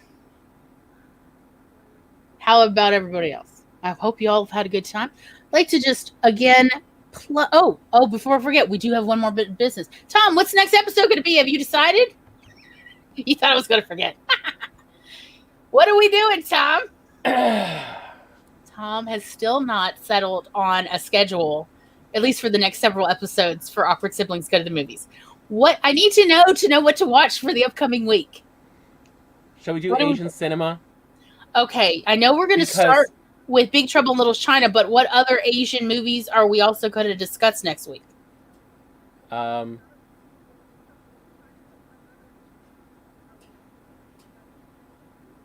They don't have to be like iconic. Well, like, you know what I'm saying. Like, it's gonna go around because I think both Kung Fu Hustle as well as Kung Fu Hustle. Oh, that movie is so trashy. I adore it. I love that movie. But at the same time, Eat, Drink, Man, Woman. I do love that movie too because I introduced you to that movie. Also, the food scenes of just these other ideas of storytelling. Right. It is different. It definitely there's a lot to it. Plus, of course, it's very watchable. Yeah, Okay, but so but the part of why I just like to, you know, why I look for cinema made by creators from elsewhere of why it's really fun. I mean, I am really enjoying that African movies are starting to come up, yeah, and since America is so popular, more and more of them have at least a good amount of English in them, so it's easier to yeah, understand. yeah, because they've all like a lot of them have learned English so they can watch American movies, especially Marvel being like a major draw. So a lot of people were trying to learn English, and so now they're doing a lot of African movies in English or subtitled at least, which is really a relief because Because yeah, I'm one of not good with the English, let alone other languages. because I've really been enjoying reading Nnedi Okorafor's young adult series, Akata Witch. Of just it's different. It's nice to be able to go travel in your books somewhere else to a different culture and see what it's like there. I mean, I live in America. I grew up on TV and movies, so I am very familiar with Western Europe stories. Yeah, it's getting a little old, isn't it? I would like some variety. Okay, I've got Big Trouble in Little China, Kung Fu Hustle. What was the third one? I don't remember. Eat, Drink, Man, Woman. Thank you. Eat, Drink, Man, Woman. And then I figured also in there, some of our favorite Asian actors, as well as Oh, all the Filipinos no one ever recognizes are Filipino. well, y'all Because know that we used to live in the Philippines, and the Philippines is close to our heart. So we've always got like a special little place for like Filipino actors and things. Leia Salonga forever. Yeah. Yeah, like what was it? David Wong yes, and Harry. I can. I'm so bad with names; it's embarrassing. But Um, also was it Neil, not Neil Diamond, Lou Diamond Phillips is a Filipino, and just all these other actors, like people don't realize like just how much the Philippines are everywhere, right. and I love their stuff. Yes. Okay, but we're definitely going to talk about those three. Are there any other movies? So I need to know what I'm watching, Um, and anybody else who wants to watch along. uh, Heck, honestly, we could honestly do it on Discord. maybe Um, or Twitch. I haven't seen Zong Kui before. May have to check Oh, that one out. let's see. Sorry. Yes. Let's see. Lots of fun, and oh, thank you, sweetheart. Aw, thank you. I'm so glad y'all came. I mean, like, I'll still do it with just Tom and no one else, but that's just called a Tuesday. Speaking of, um, do Jumanji? Oh, the original versus the Rock one. Don't we Actually, have that they on the list? are all together. Technically, the Jumanji Welcome to the Jungle is a sequel Yeah, to the it's original Jumanji actually movie, I've looked it up, and it is actually in the same universe. It's not a reboot. It's a which is continuation. why in the next one, to Welcome to the Next Level or whatever, You mean the? we go to the we go to that restaurant, and it is labeled the aunt's Oh name yeah, from the original Aunt movie. Nora. Yeah. And then she shows up. That's Aunt Nora from the first movie from the 1990s Jumanji movie. Yeah, I thought that was so sweet, and I hope they had a little romance, or at least he got a job. Mm. Yes, The Rock. Kevin Smith. Yes, we can. All right, look, I'm writing this down. We Because can we definitely only do Kevin Smith. I have all of I have I have all the Jersey ones. I wasn't that interested in his horror trilogy as much, except for Yoga Hosers. I did enjoy that one. Yes, I was about to say, like, do not knock my Yoga Hosers. It got me through 2019. Yeah, but I we have watched that no movie interest. incessantly. Yeah, but I have no interest in watching Tusk. Oh yeah, I mean, yeah, No. yeah. But Dogma, I have lots of thoughts about, and I also have a Buddy Christ. And Yes. I was actually just thinking about Mallrats today because we were talking. I knew we were going to talk about Star Wars, and there's that whole Star Wars conversation Yeah. in Clerks. So there is so much to talk about. Yes, we will do Kevin Smith. CB, if you know there's a particular Monday you'd like to do that, please let me know at any point, and I will like just literally schedule it for whatever you want. Because like that's why I don't want to do Southern Gothic yet, because I want to get see if Camilla can come on for Southern Gothic. Yes. And for Flip the Script, we want to see if Charlie can join us. Yeah, I want to see if Charlie can join us. Or for like queer Southern playwrights. Yeah, again, see if Charlie can join us. We wanted to do one that's queer Southern playwrights, like their plays have been turned into movies. Like, so for instance, Del Shores, Tennessee Williams, Patricia Highsmith.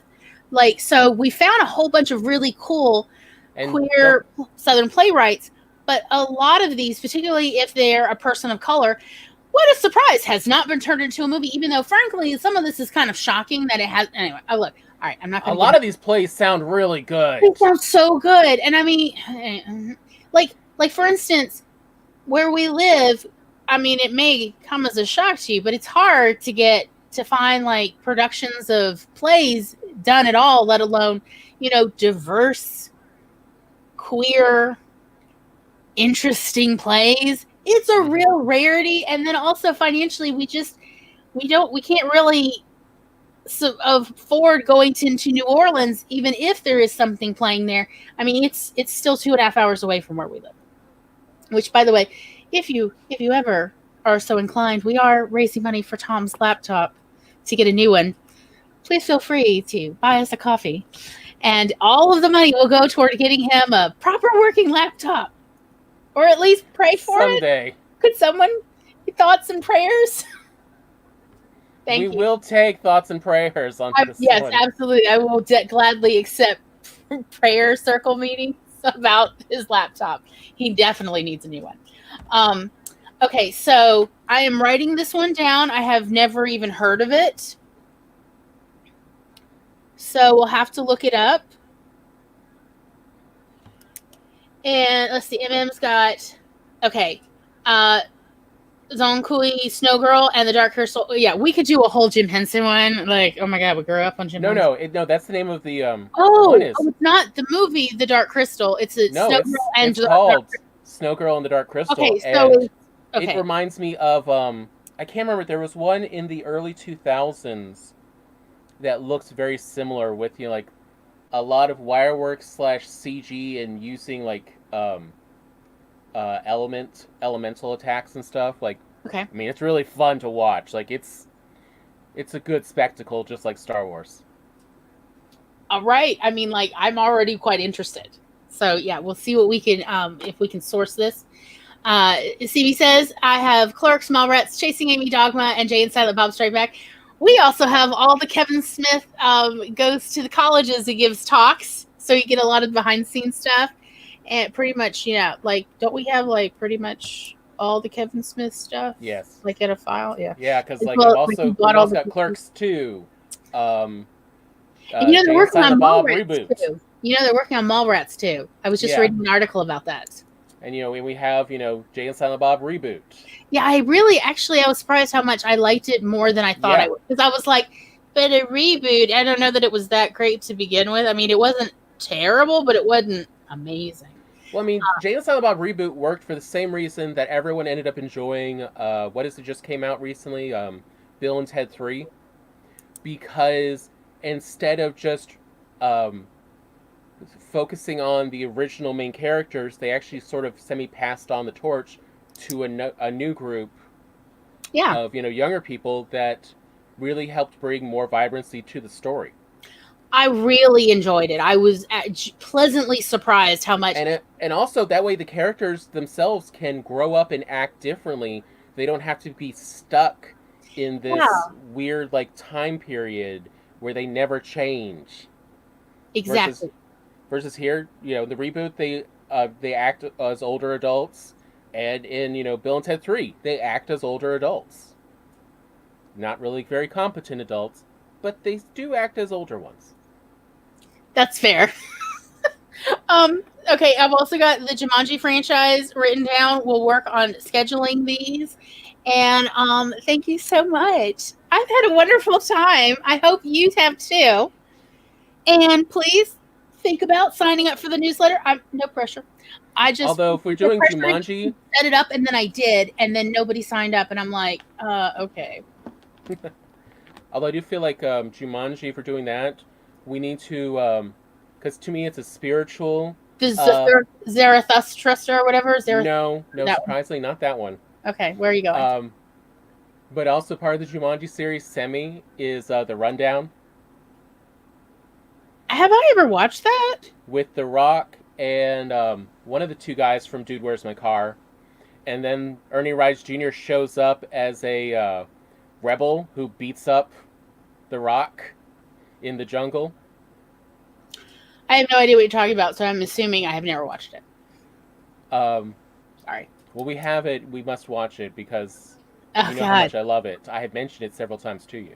I know. I just sort of space out and I go to my happy place.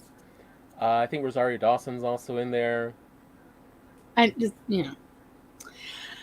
oh yeah, and Christopher Walken. That's why it's like Christopher Walken is the bad guy. Okay, that's fair because I do love me some Christopher Walken. But it is so much a spiritual like this. That's where they inspired Jumanji the next level. Okay, all right. I'm open to watching it. It's not like I'm going anywhere. It's a freaking pandemic, and I am stuck at home trying my best not to die. Mm-hmm. I will watch just about anything at least once, maybe twice, depending on how good it is. CB says anytime is fine. Thank you, sweetheart. And Bon Jovi, they think Bon Jovi was channeling Kevin Smith in their song Lost Highway. I guess I need to go listen to that closer, or at least look up the lyrics. I do have auditory dyslexia, so I probably haven't really heard it, clearly. And then says they were supposed to do a sequel to Dogma, not happening now because Alan Rickman. I know, it's so sad. I mean, he was plenty old. But yes, I mean, that voice, I mean, Surely Kevin Smith at some point will get inspiration and, Alan Rickman, Metatron will maybe be in Maui at a juice bar and not available. Just throwing that out there. It's the 2020s. Yeah. And we can do what we want because nothing means nothing anymore. Just throwing that out there. MM says Kong Zooey is an amazing anti-hero story. It's look, you've sold me. I'm going to look for it. I'm going to try to watch it. Hopefully there will be subtitles or it's in English. Yes. Yes. Okay. So thank you so much for coming. We hope we have been helpful or useful or at very least entertaining. Tom, do you have any outro you'd like to do? You good? No? I think I'm good. No pressure, man.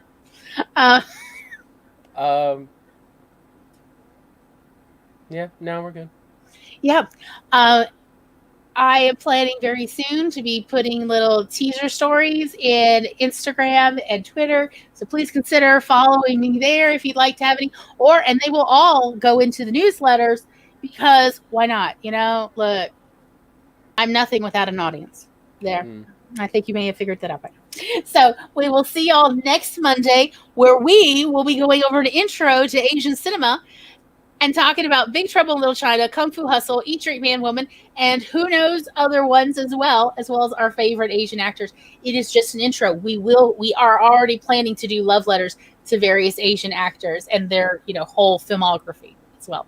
So we will hopefully see you next Monday at 4 p.m. Eastern, 3 p.m. Central. Mwah! Love y'all. Bye-bye.